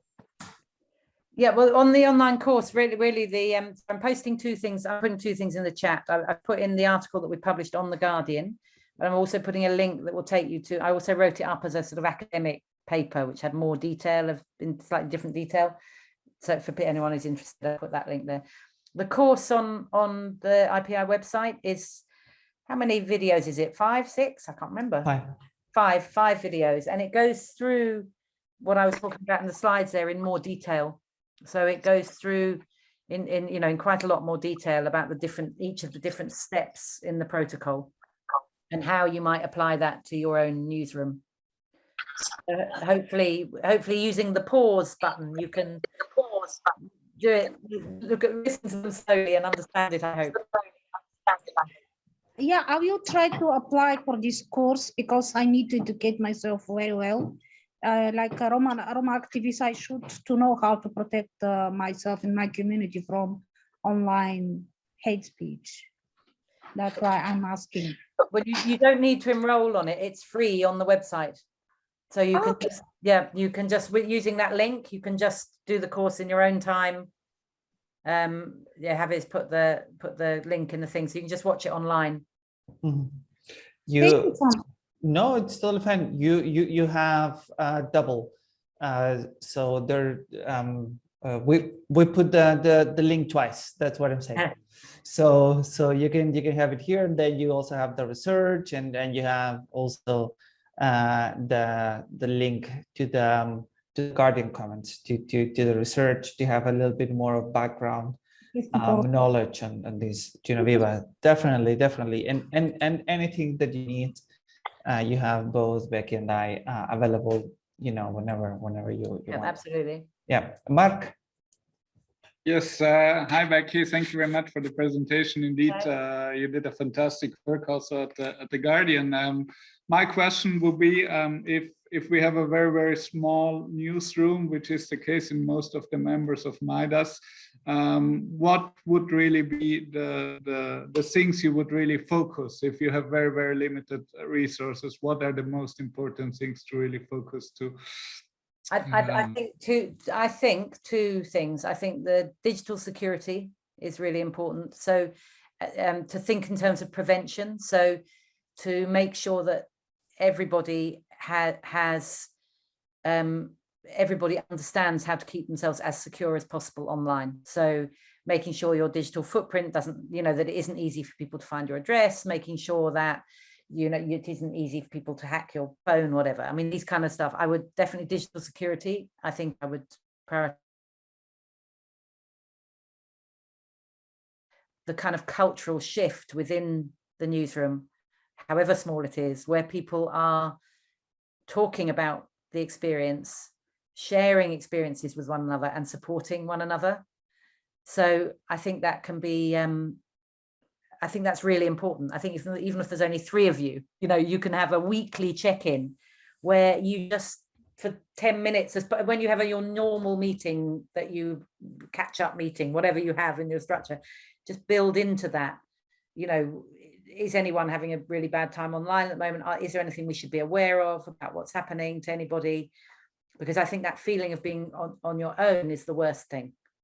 And I also think sometimes people can say, oh, it's nothing, this happened, and somebody else can say, no, actually, that's really not nothing. That's quite a serious thing. And let's look at this together. And I think it's just a very important, I think that cultural shift where people are supporting each other. And in some ways, a small newsroom is at a great advantage because you have sort of deeper connections with all of your colleagues. A big newsroom can feel very anonymous and sort of unfriendly, actually, unsupportive. A smaller place, it's much easier. That kind of peer support network that something like the BBC spends, tens of thousands of pounds on kind of setting up some big elaborate support system in a small newsroom, you can just have a weekly check-in with one another. And, you know, so I think, yeah, so I think digital security really important, because that can prevent the worst impacts, and checking in with each other and just doing basic things. Like if someone is having a really bad time, a colleague can offer to take over their social media feeds for a few days. Or these attacks tend to burn out quite quickly. They don't always, but they tend to. So having someone monitoring your social media and your emails and so on for 24 hours can make an enormous difference, because somebody can screenshot the stuff. It's not lost. They can delete it, and you don't even never need to see it. Now, some people don't like that because it makes them feel, you know, but what's being said about me that I don't know. But other people, it's like, I don't need to see that. And actually, but I don't want to miss something that's important. So having someone else looking at it for them can be, those kind of things you can do for one another in a small newsroom perfectly well. But I think it's about that cultural thing of getting over that thing journalists have of, this is just part of the job and we've just got to put up with it. You know, you wouldn't send somebody off into a war zone without a protective hat and a flak jacket. You know, it's like, you wouldn't expect, you know, it wouldn't be seen as kind of just part of the job to walk into a hail of bullets with no protection. And I think we need that attitude with online assaults as well, that actually it's not okay, and we might not be able to prevent it entirely, but we can do our best. We can do what can be done. So does that help? Yes, thank you very much. I see Hilal has another question, but I would have a second one, if I may. Yes. I just would like to ask, because of course many minority media, they're living off their communities. I mean, I think all of the media, but perhaps with minority media, it's even more special. And so of course it's always a difficult question when to ban comments at all under an article. And you already talked that was a solution in sometimes at The Guardian. And I wanted to ask, did you experience in that cases that the discussion and also of course the negative things then went from the webpage to the social media, or was that not the case? Well, I think that happens anyway. I don't think stopping the comments below the article makes that more likely. I mean, I don't know. I haven't done the research, but my impression is I don't think it does. In fact, I think having a really abusive thread below a piece can make it worse on social media. It becomes a kind of fun thing for people involved in it. You know, there's a big pile on the threads, like, yay, and then they take that off. So it becomes like a game. You know, it's like, so I don't think it makes it worse. And also, I think what you said about small organizations depend on their communities, I think it's a very important point, that, and I would flip that a bit. And that I think in a small organization, you can really use that community as a support base if you spend a little bit of time doing that. So there are examples, and probably the most famous one is Rappler in the Philippines, where they did a lot of work with their community, sort of trying to explain to people what was happening in these kind of very sort of you know, state-sponsored attacks on them, and their community became a really important line of defense for them. So people would share their articles positively, people would respond to the abuse online and so on. That's quite a hard thing to do, but it can be, you know, that's something to think about. The other thing I'd say about turning comments off when you depend on them in some way is, you know, it doesn't have to be black or white like that. You can say, okay, we're going to have comments on, but only for 3 hours. And somebody, one of the very small team we have, is going to sit there and moderate it for that 3 hours and keep a check and make sure it's not exploding into something horrible. And at the first sign that it is, they'll shut them off. You know, so, you know, you can, you know, you just, it's about managing. It's about seeing the comment space as a space that you are publishing. And so you have to take some responsibility for. I think that's what I would say. Thank you so much. That's all right. Hilal, you have a question? Hi, Vicky. Thank you so much for the presentation. Can you hear me well? Yes, I can hear you, and I can see you now too. Perfect. Yeah, okay. So I got 2 questions, if we still have time for that. So when I look at your solutions list, so 2 things. Were there recruits and were there newsroom conversation with the commenters? So people who make comments, I know some people say ignorance is bliss, but on the other hand, I always believe that the power of audience, like knowing your audience well, I believe somehow the people who make those comments are also your readers, right? Yeah. So I wonder, did you have research about like the reason behind those comments? Why do people make those hateful comments? Did you understand anything? I'd like to. We didn't. That wasn't one of the questions we were asking in the research. So it wasn't one of the things we looked at, and we couldn't have done. We were looking at comments as sort of data points rather than the motivation. But what I would say is an observation from being opinion editor and reading comment threads for years and looking at them is I very strongly agree with what you're saying. I think a lot of the comments, including the negative ones, including the kind of unpleasant ones sometimes, they were from our audience. So what a lot of the journalists you say is those aren't our readers, that's just somebody else. And I was like, no, actually I think they are often, not always. You could see patterns sometimes where there would literally be, so I'm going on a tangent here, but there was the journalist I mentioned when I was talking about the Guardian research, Jessica Valenti. She used to write quite often. She was very hated by a lot of sort of men's rights activist type people. She was an absolute hate figure. And we used to see when her articles were published, there was a thread on Reddit that would, I can't remember what the thread was on Reddit now, but it was one of the kind of men's rights ones, that they would literally post a thing saying, she's here, and a link to the article. And there'd be this huge pile on. Now, those weren't our readers. They only came to shout at Jessica Valenti, and then they'd all disappear again. So sometimes it's not our readers, but often it is. And I think one of the things that we found in the kind of, when we were having this ongoing conversation with readers about the research we were doing, was there's a whole group of people who don't understand the impact of what they're saying. So they'll sort of make dismissive remarks, unpleasant remarks, or, this is rubbish, that kind of remark. And they don't see that, they don't see that taken en masse, actually, this is really horrendous for the journalists. And when you point that out, those people will go, oh God, sorry, like, oh, I really didn't mean it like that. And for those people, I think there's a real value to journalists being in the comment threads and responding to comments, because as soon as the journalist is there, visibly there, people start remembering they're a real person, and they start talking to them in a more civil way, and their criticisms become more less abusive. So yeah, I don't know if that answers your question, but I think sometimes it is our audience, but sometimes it isn't. So you also now increasingly are seeing these sort of state-sponsored attacks, these really networked attacks. These aren't our readers, I think. So there's different approaches depending on who the attacks are coming from.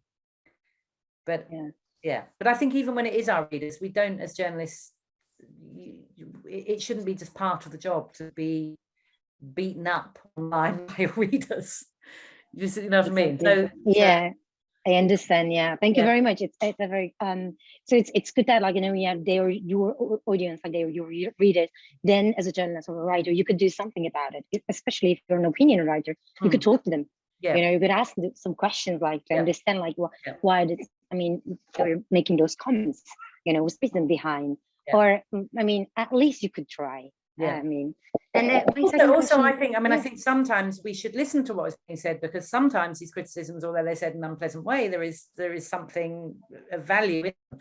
But I think the problem is that the online space is so unfiltered and so fast and enormous that it's difficult for individual journalists to take on those things. So I would sometimes, as an editor, I think I learned more from comments than writers did, because I think as writers, it was too painful often, too horrible, But me as an editor, because I was one removed, it wasn't my work, I definitely became more sensitive to certain things, like sort of claims that were both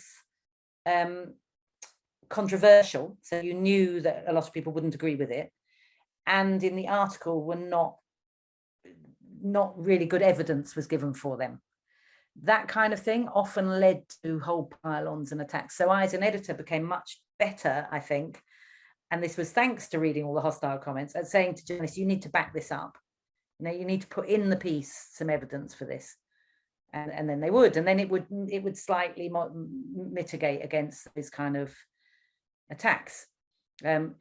Little things like you could sort of see, this is all comes under prevention, I think, and what editors can do to prevent. So one of the things that we would get a lot was every single time anyone wrote about domestic violence or rape, which obviously we know both of which affect women more than men, but both of which men can be victims of and are victims of, and that is equally awful. I got into the habit of just linking to a piece which discussed that somewhere else on the site, just and sometimes in the comments I'd say that, the first one would come in, men get raped too, why do you always talk about women, why aren't you talking about men?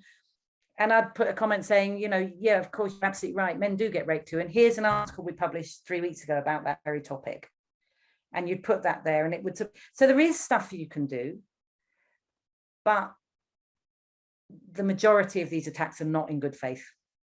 I think that's it really. So that, occasionally they are, but the majority aren't. Yeah. Thank you very much. It's so good to know that, because I also believe that you learn a lot from the comments, the feedback you get from anybody, like literally whether they are troll or to the real audience, like their readers, because there's always something, at least, compared to majority of the society, they read. Yes, I think that's something very important. Although sometimes they only read the headline. Yes, or maybe that's good. That's something. Compared to other. And then my second question was about recruitment.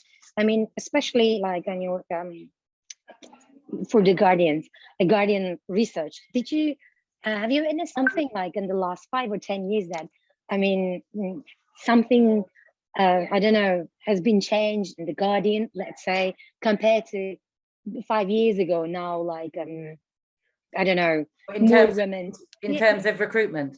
Yeah, I do know. I know that the current editor, who is still Kath Feiner, so she's been there since 2015. She has made a really big efforts to do more diverse recruitment.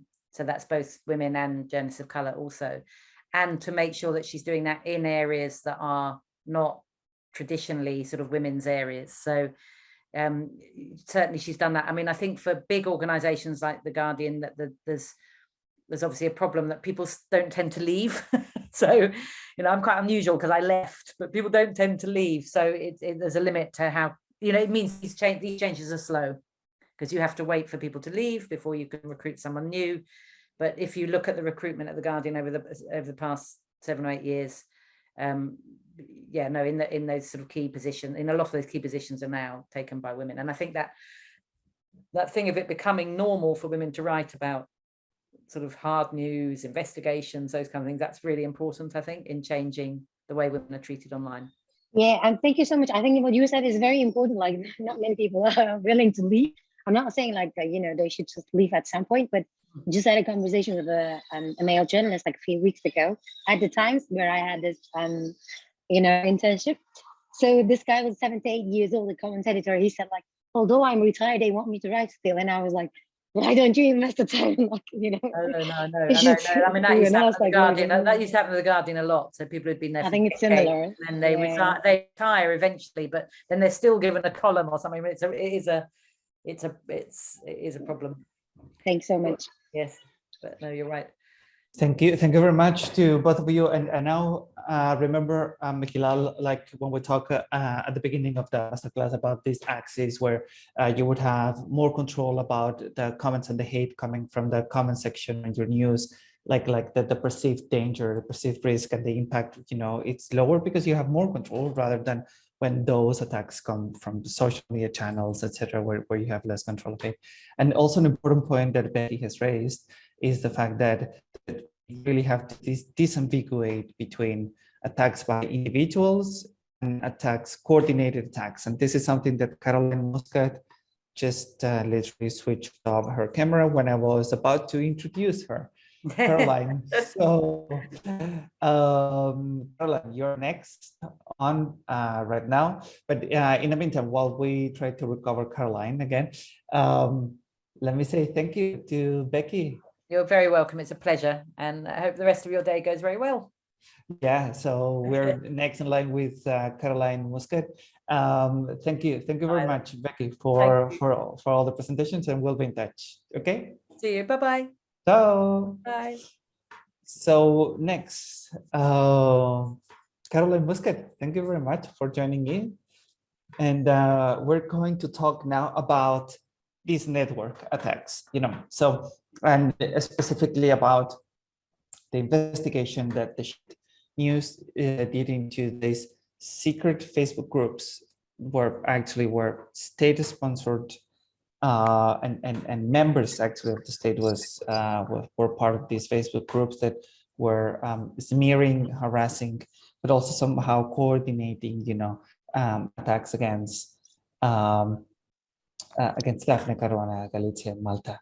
The research that Caroline and Muscat and the Shift did was, as I read, quote unquote, like an important evidence into the public inquiry of Daphne's murder, which found that for the first time in Malta's history, and I think that also in Europe, if I'm not mistaken, is that quote unquote the state has to shoulder responsibility for the assassination of Daphne Caruana Galizia and so on.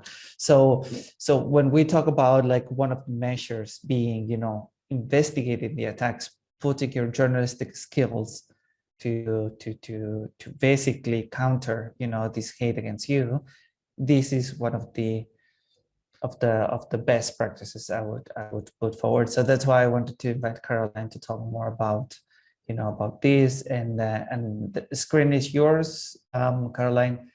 Just feel free to introduce yourself and also share I think that my colleague Milica Miletic would actually grant you co-host, will make you a co-host, so you can, okay, so now you're a co-host. Yeah, she can do it, yeah.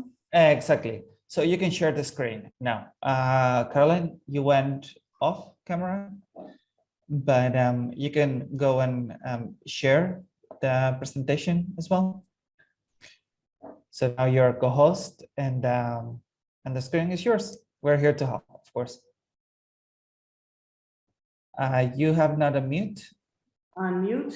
Can you hear me? Yeah, we can hear you. Fantastic. Hello, everybody. Thank you, IPI, again for the invitation. As Javier said, I'm going to share with you an investigation that we did following the assassination of a journalist in Malta, a European member state. Daphne Caruana Galizia was assassinated on 16th October 2017 by a car bomb a few meters away from her home in a European Union member state. The Shift, the news portal that I created a few weeks after her assassination, was launched to address the reforms that were clearly needed in the country, where a journalist was assassinated. The reason why we launched the investigation that we did into the hate speech and targeting of Daphne Caruana Galizia was because, as a journalist, even before social media started, she faced a 30-year campaign of hate, isolation, and intimidation. What we noticed is that even after her assassination, the narratives that led to her isolation and dehumanization continued even after her death. And so we were trying to understand the machine that was allowing this to happen. Now, what happened was that we were contacted, excuse me if I'm shouting or not, because I'm hearing from one ear, I'm a bit sick, so tell me to up or down as necessary. I can hear you loud and clear pretty well, so don't worry. Thank you, Caroline. So what happened was, when we launched the Shift, we had whistleblowers who approached us and said, look, there are these secret groups on Facebook. Now, in Malta, Facebook is the dominant social media. And they gave us access to these secret groups. Why were they secret? You needed to show your membership to the party behind these groups. Now, this is the party in government, okay? So they gave us access, these whistleblowers, into these groups, and we spent 6 months collecting data. Now, what we found was horrifying. It was shocking. First thing we understood were that these groups were celebrating the death of a journalist. Second of all, these groups totaled some 60,000 members. Now, in your countries of operation, that may not sound like much, but in Malta, it's 15% of the electorate. This campaign had been going on for years, and she was killed when the party, the political party that launched this campaign and sustained this campaign, got power. When this party got power, she was killed. So we were trying to understand to what extent the political propaganda that was going on, the hate speech, etc., had helped her assassination. Now, the investigation was done over 6 months. We were quietly there collecting data. We understood two very important things. One, that they were led by the party in government. So there were people who were administrators of this group, who were sitting in the Justice Ministry and the Education Ministry. These were the administrators who were manufacturing the discourse and propagating that hate speech across their channels in the country. What was also very interesting was the fact that when it came to criticism of the party in government, the groups were highly moderated. When it came to the targeting of dissidents, whether they're activists or journalists, they were completely unmoderated. On the contrary, they were encouraging and pushing the targeting and isolation of dissidents in the country. So to give you, perhaps I should share my screen to give you a bit of an idea.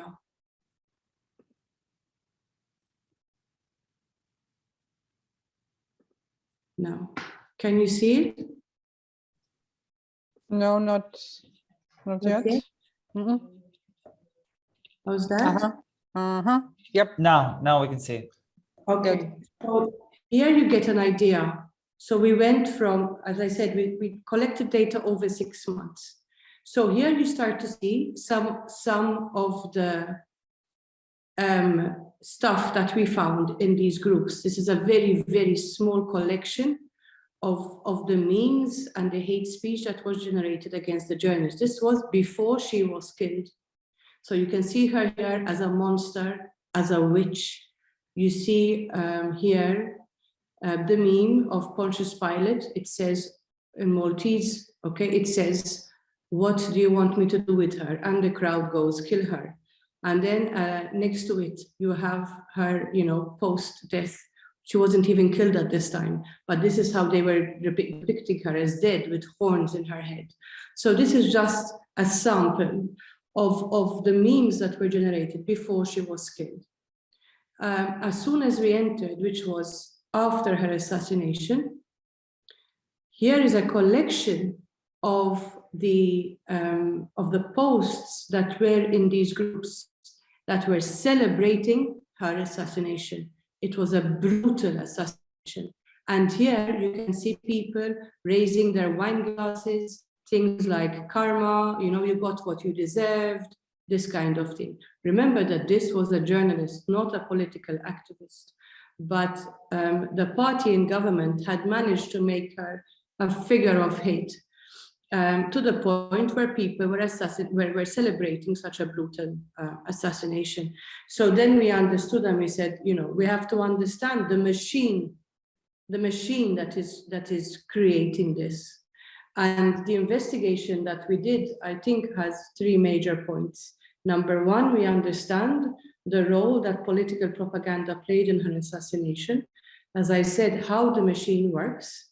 And third, what we can do as journalists, how we can use our own investigative skills, even in countries like Malta, where the checks and balances in a democracy are compromised, how we managed to use this investigation to drive reform in the country, not only in the country, but a reform that is important on a European level and an international level. So some of the key, we managed to prove, first of all, that state-sponsored trolling was happening in Malta. It's quite a specific category because it implies the involvement of public officials or political parties in driving forward this targeting. And so what we found in terms of outcomes from these groups, that clearly they were being used to radicalize supporters, to manufacture and spread toxic narratives. They were used for astroturfing, including, for example, the manipulation of online polls. They were also being used to, for example, grant government favors to citizens. So, for example, they would say, "Oh, this donor has a job somewhere," and so by granting these political favors, they reinforced support for the party within the group, while at the same time using that support to target government dissidents. They followed a pattern. It's what we call the anatomy of a harassment campaign. Malta is a particular country because in the EU, because the major part of the media in the country is owned and controlled directly by the political parties, two political parties in the country. But on top of that, you have an absolute and complete dominance by the party in government also on the public broadcaster, which is now turned into a state broadcaster that is simply pumping out propaganda on behalf of the government. So you have very few individual media outlets in the country that are trying to push the message forward in a context that is completely dominated by the two parties in power. But so what we identified in Malta, and obviously that would be extrapolated to a different context, but in a country, in Malta, the way this happened was that you had, let's call them influencers in these Facebook groups that would spread. So here, for example, the person being targeted is Tina Urso. Okay, she was an activist. She's not connected to any political party whatsoever. She was simply trying to support the campaign for justice for Daphne Caruana Galizia. And here you can see that, I'm not sure how clearly you can see it, but what this slide is showing is that, first of all, they put her face out there, then they put out her address, her family, okay? There was an incitement to violence. Their supporters were called to go outside her home to kind of, it was a bit of a kind of lynching exercise that was being encouraged. Tina Urso at this point in time was living in London, but her parents were in Malta. So all this affected her parents. So they had mobs outside the house, etc. So she had to come back from London, come back to Malta to make sure that her family could be protected. So it went from these online groups, influencers, to a broader, reproduction of the line that the influencers were feeding. That then was picked up by the media of the party in government, and it becomes a national issue. So this cycle, this pattern, is something that could be found that was replicated with any activist, citizen, or journalist being targeted in the country. So even after Daphne Caruana Galizia was killed, the same machine was being used to target others in the country who were expressing their opposition to government policies.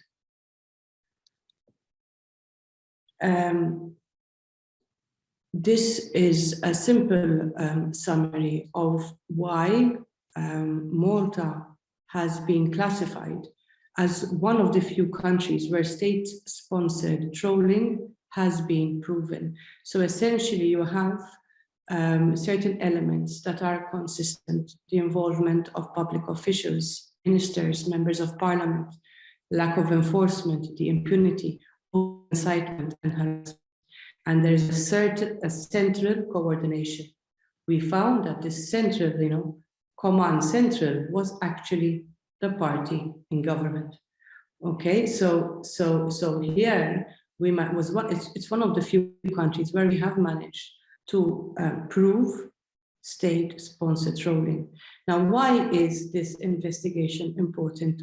In and of itself, it would have given us insight.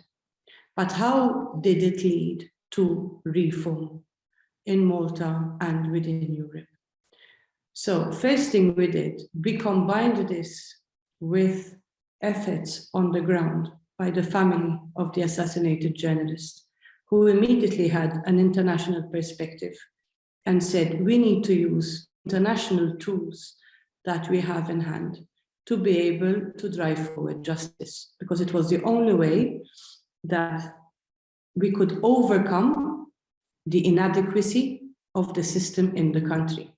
In Malta, every time a party takes power, the first things that they compromise are the checks and balances in the country, the institutions that are supposed to hold them to account. So public officials are changed, members of the judiciary are appointed directly by the Prime Minister. There's a lot of these games that are being played that compromise the checks and balances in the country. So the family of Daphne Caruana Galizia said, we are going to use the international tools at our disposal. And one of those tools is Article 2 in the European Convention of Human Rights. That states that a public inquiry must be held to look into the circumstances that led to the journalist's assassination. It is essentially the right to life. Okay. Now, in Malta, the government absolutely rejected the implementation of a public inquiry. The government said there is a magisterial inquiry and then there is the criminal investigation. But these look at the criminal responsibility. A public inquiry looks at the circumstances that surrounded a journalist's death. What was the situation in the country? And could her death have been prevented? So thanks to a campaign run by the family for 2 years, involving even the Parliamentary Assembly of the Council of Europe, this was important because it was the Parliamentary Assembly of the Council of Europe that forced the Maltese government to hold this public inquiry. So a panel of judges was appointed that listened to testimony and evidence from all kinds of stakeholders in the country, including journalists. And what we did is we presented our findings to the panel of judges. We explained to them the investigation that we did. We combined it with other evidence that we had in terms of reports in the country that align with moments of harassment and intimidation and actual abuse that she faced in her life. And this was important because it helped seal a central verdict in the public inquiry that concluded that the state was responsible for her assassination. Now, it doesn't mean that the state commissioned her assassination, but the state failed. The state failed in recognizing, at the very least, failed in recognizing the signs that were there that indicated that she was in trouble. This is apart from the fact that we have proven that it was the party in government that created these conditions. So we have a blueprint now that can be used not only in Malta, but in other European states and also internationally, because it is the first time that this mechanism, Article 2 and European Convention for Human Rights, that states that a public inquiry must be held in such a situation. Now, the public inquiry, as I said, concluded that the state was responsible for her assassination. It concluded that political propaganda played a key role in her assassination. It concluded that the campaign of hate against Daphne Caruana Galizia was centrally controlled by the office of the Prime Minister. And it was successful precisely because it was coordinated from the office of the Prime Minister. So the party in government is using the resources of the state to isolate, discredit, and ultimately lead to the assassination of a journalist.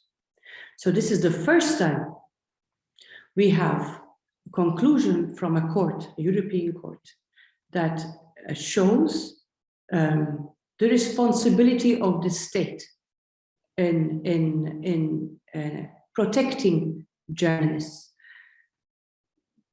Following these conclusions, the public inquiry, the judges made a set of recommendations that should lead to reform the country. These recommendations, if implemented, would ensure a better press freedom environment, not only in Malta, but in other European countries and internationally.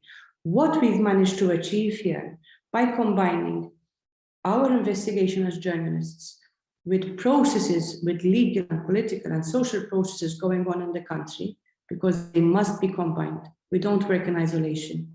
The results of our investigations, the follow-through is important to make sure that concrete results are achieved.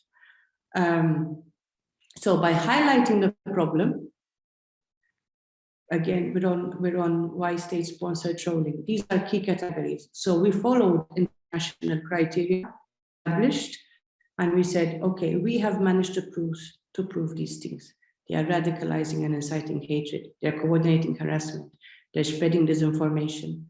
They're organizing government raiding. They're serving a political purpose for the government while at the same time targeting and isolating dissidents.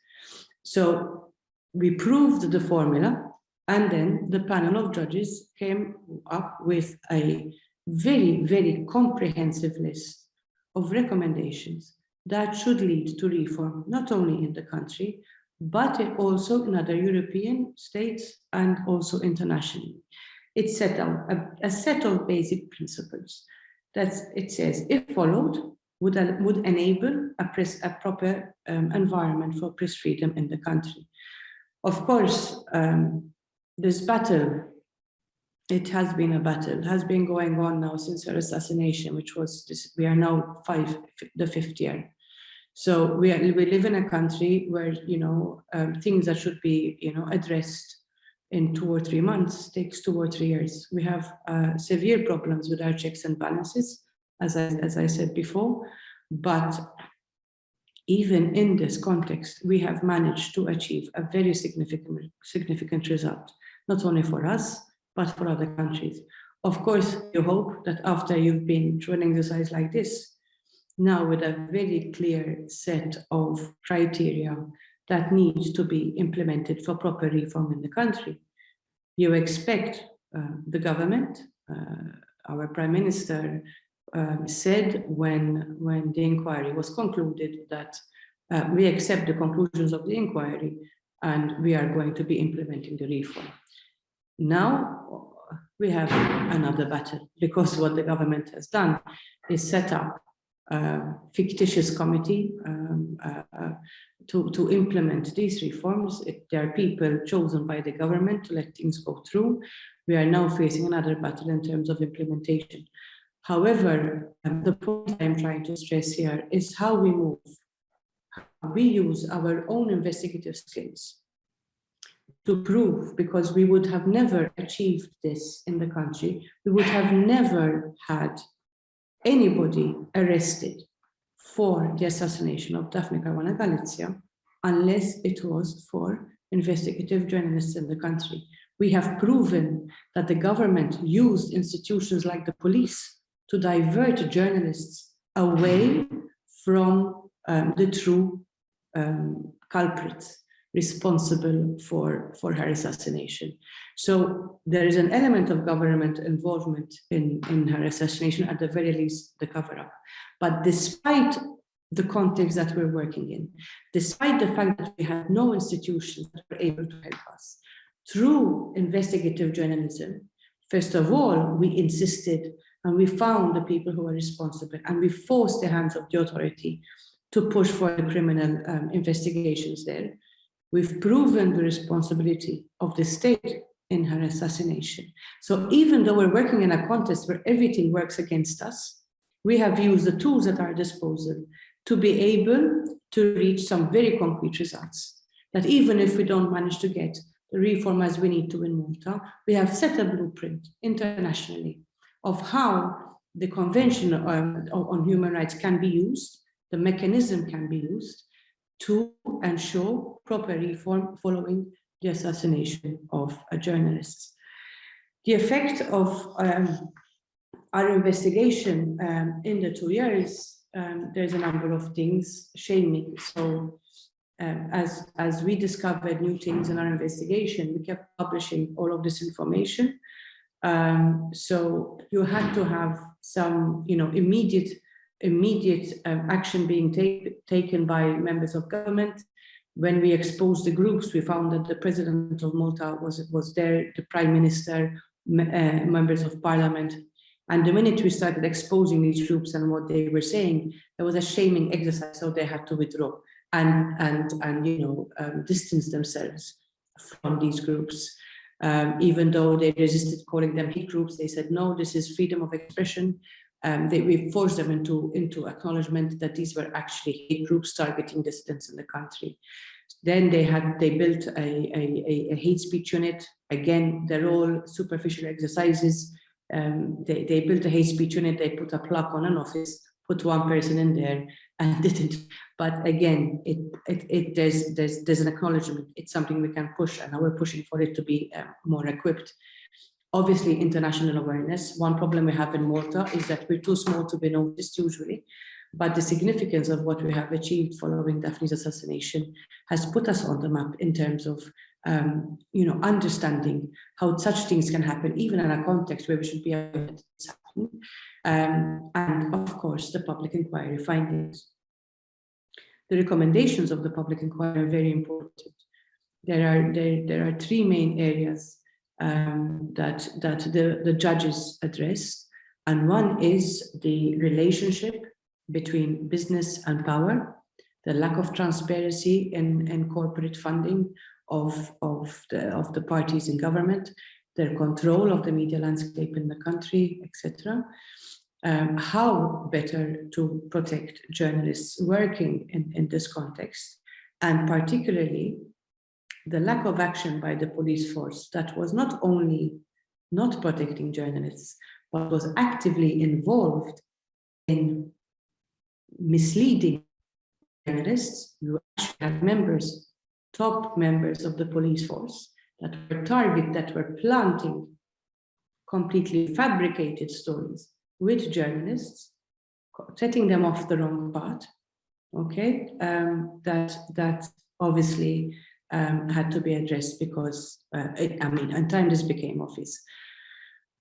So this is an overview. If you want to ask me about any particular aspect of this, I'm very happy to elaborate. But the point I think that is critical in what we've done over the last 3 years in Malta is really to signify how we as journalists, even working in a context where everything is working against us, the police should be helping you to give you information. The government should be answering the questions that you send as journalists. We don't get answers from the government. The police set us off on the wrong path.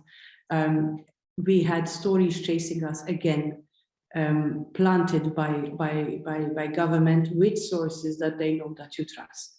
But in this context where everything was working against us, we managed to identify the people who are responsible for the Journalists Association, and we managed to get a blueprint that will help reform, not only in the country, but in other European countries and internationally as well. What an impressive presentation, Caroline. Thank you very much, and thank you very much also for your work. I was wondering if any of the participants, like Hilal, Genevieve, or Christian, have any questions. Raise your hands.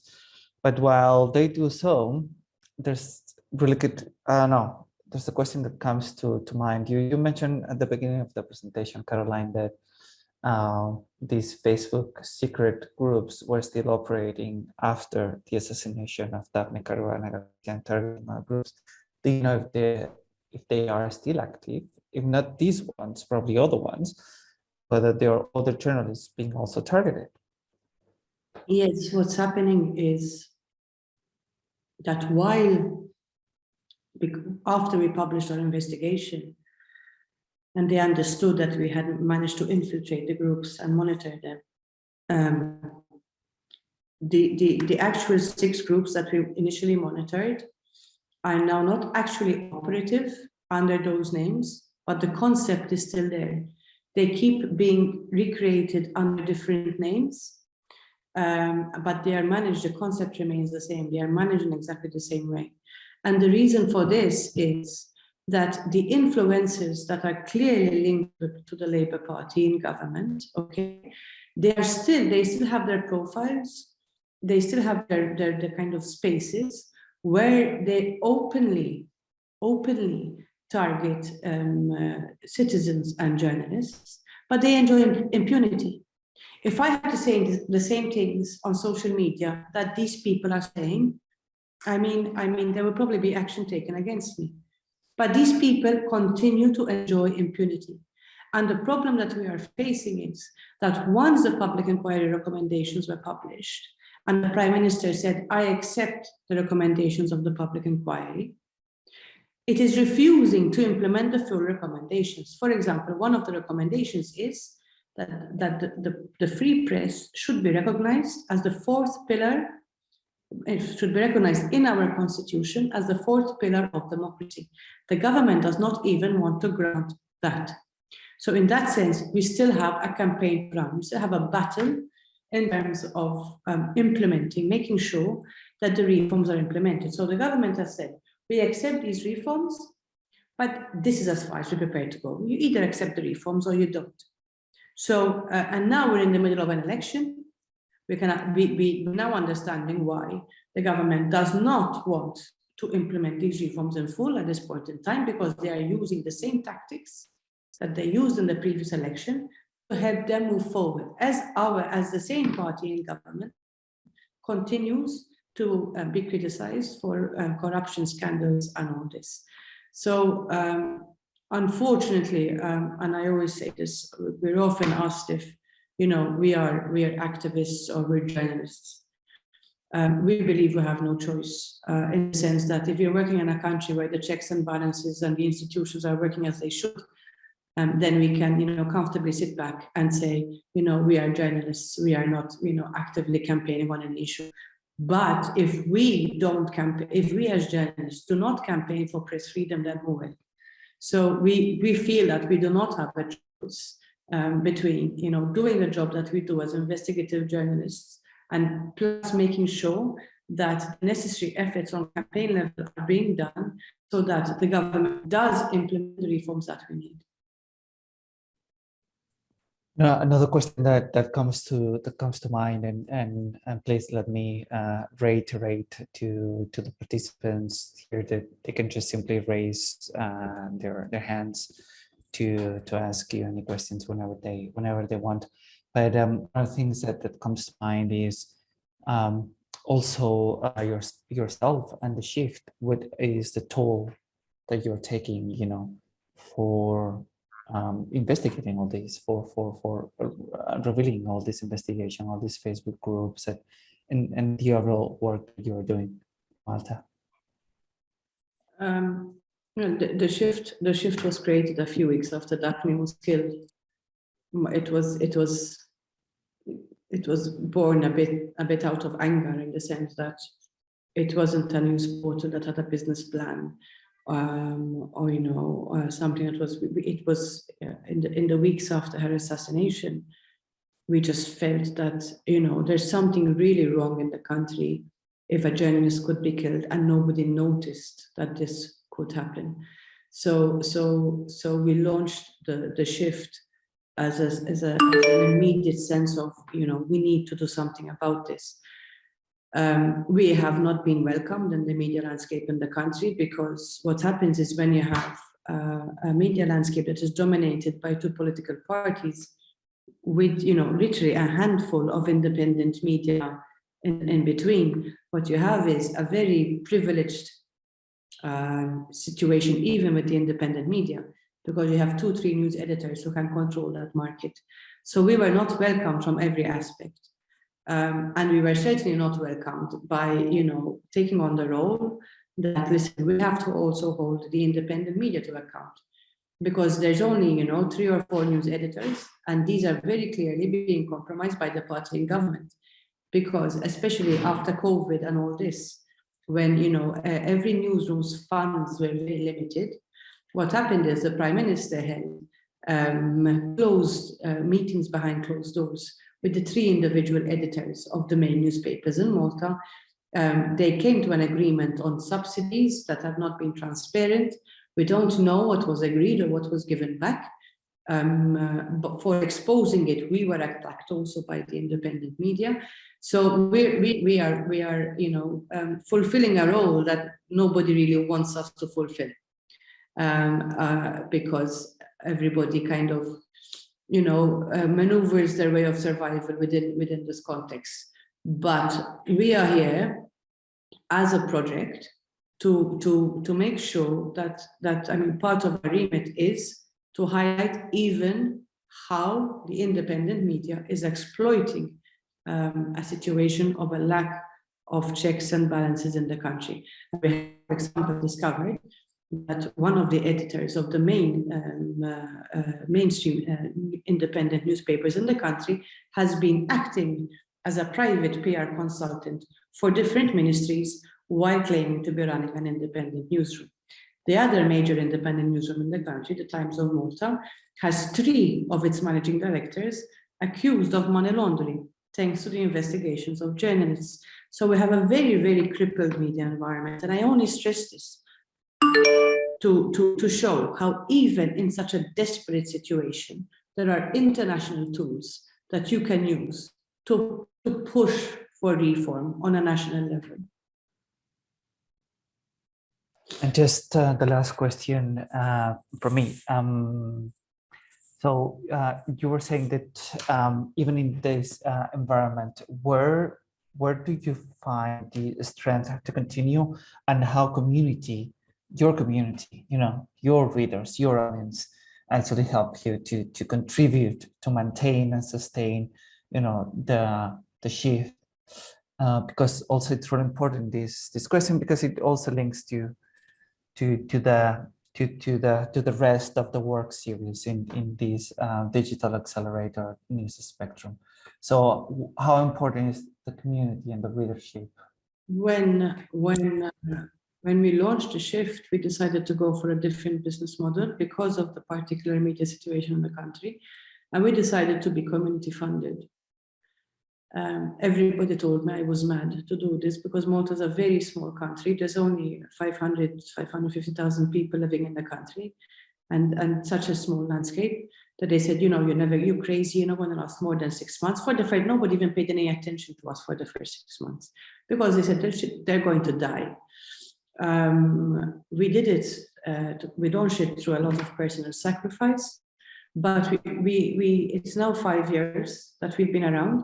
We've not only managed to build a strong community, and that is where we get our strength from, because the minute we are attacked, the people who have invested in our project, and these are people who give us 10, 20, 50 euros a month, you know, this is their project. We always say, this is your project, it's not us, this is your project. So this is their community. So they really provide us with support every time that we are hit or we have difficulty, legal challenges, etc. They come in and they support. And then we've opened up a different revenue stream every year. So from community, we started opening up grants, then we started organizing events and then crowdfunding. So every year, we've opened a new revenue stream. And we've managed to survive COVID by not taking a single cent from the government or political parties, because this was a commitment made to us from the start. Because we are so compromised, because our media landscape is so compromised, we are making a commitment to you that we will not take a single cent from political parties, not even the government, no government projects. At the moment, Malta is going through an election. We are the only news portal you go to where you will not see one single Google ad from any political party. So even we block Google ads, because we also always said, this is our sanctuary. This is where we come together. This is where we discuss issues. We promise you one thing, investigative journalism. We promise to give you a platform to voice your truth, but you will never see you will never see a member of parliament or a political candidate or a single advert from political parties. We have built a trust with our readers through this. For example, at the moment, we're missing on thousands and thousands of revenue by just blocking them from Google Ads, let alone not accepting their adverts directly. But throughout these 5 years, we have always kept our promise with them. And that has resulted in their trust in us, because they know that right now we could be making thousands and we're not, because we gave them our word and we are keeping it. And that has helped us. Little commitments that we have made to the community, that we have observed no matter what context, that has, after survey after survey, that says that the people are losing trust in the media. Trust with us, the shift, keeps spiraling, because we make commitments to them, and no matter what context, we have kept them. And in these situations, rather than being a disadvantage to us, we use it to build the trust with our community. And this has created a new environment in the country where, even, for example, where they don't understand why, we've taken one stand rather than another in an investigation, they talk to us, we answer them, we explain, listen, we've chosen these experts to talk to for this reason, we've come to this conclusion for this reason. So we invest a lot back into the community as well. It's something that is new, it's an experiment. We have found that it's been developing beautifully over the years. But as I said, it's been an experiment as we go along. They learn from us, we learn from them, and we adapt the model as we go along. But we feel that particularly in context where there's a lack of trust of the media because of political interference, and we're seeing this across a number of European countries now, we have found that integration with the community, the constant communication with the community, where they express their views and we express ours, has provided a gateway for renewed trust between independent media and the community. Thank you very much, Caroline, because this also sets the scene for the rest of the workshops in this series, and your and the shift is a living proof that this community support, even in dire environment as you are operating now, can actually come to a rescue. I mean, I'm sure that you've also gone through a lot of challenges and obstacles, right? To be able to overcome, and to be sustainable now. So I think that would be all for this masterclass. Also, we're going to end a little bit earlier than anticipated, but only because we also suggested we also had scheduled some breaks in between sessions that we didn't do. So we already started with Caroline 15 minutes earlier, so that actually sets up right on the time schedule that we have planned, for this session. Thank you very much, Caroline. I don't want to drag you longer. Thank you to IPI for the constant support you give us every time, and this is something everybody here should hear every time that we face some difficulty. You have always been there to support our stand and to fight even when we're being attacked in the country. So I thank IPI a lot for that. Thank you very much, Caroline. And you know that this goes, two ways. We've also received a lot of support and in-depth knowledge from you all the time. So thank you very much, honestly. Thank you for having me. Thank you. Bye. Bye. So I think that Hilal, Cristiana, Genoveva, the survivors of this masterclass. I think that's it from me. I will turn now to Militz as well, so she can give you a little bit more of the logistics for the upcoming for the coming workshops as well of this series and the Digital Accelerator. Hilal, since you're here, Genoveva and Christian as well, just type. I know that you might be still in the newsrooms. If you have any questions, just type it on the chat. Oh no, Hilal, did you, since you're here, did you receive more or less the information that you were expecting? Also, did you find it interesting and how we can improve for the next time as well?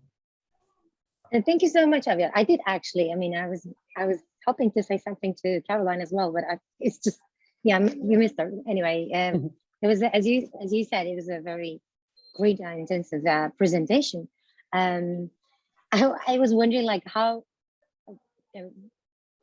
she gets the motivation personally, because it's a hard job to do, right? So all they have this the solidarity with people who are kind of like contributing their work, but still like how to get the motivation, hard job. I mean, I wish I could say that, but anyway, I'm just letting you know now. I think it was a very old the sessions of the well, part of the presentations were very beneficial and great. I learned a lot of things. Each part was very important. I think, I mean, what I would say, I wish we could have like more sessions like this, not only on the Women's International Day, but like in, let's say, every month, every 3-5 months. But it's great. Thank you so much to all of you for organizing this event. To be honest, the idea was not to organize event only for female journalists, but it turned out that we only have ladies here at the training. So at the end of the training, but we have Amber as well. Thanks so much. But and also, it was very nice. They didn't have a chance to say at the beginning the way that you were you started presenting. Melitza, how do you pronounce your name? Sorry. Yeah, exactly like that. Yeah. Melitza. Yeah, Melitza, yeah. I think it was very kind and warm how you started like encouraging people to, join to the event. I just like to say that. And thank you to everybody who's involved in this project. Encouraging people to join, or better say, harassing people to join. Can we say?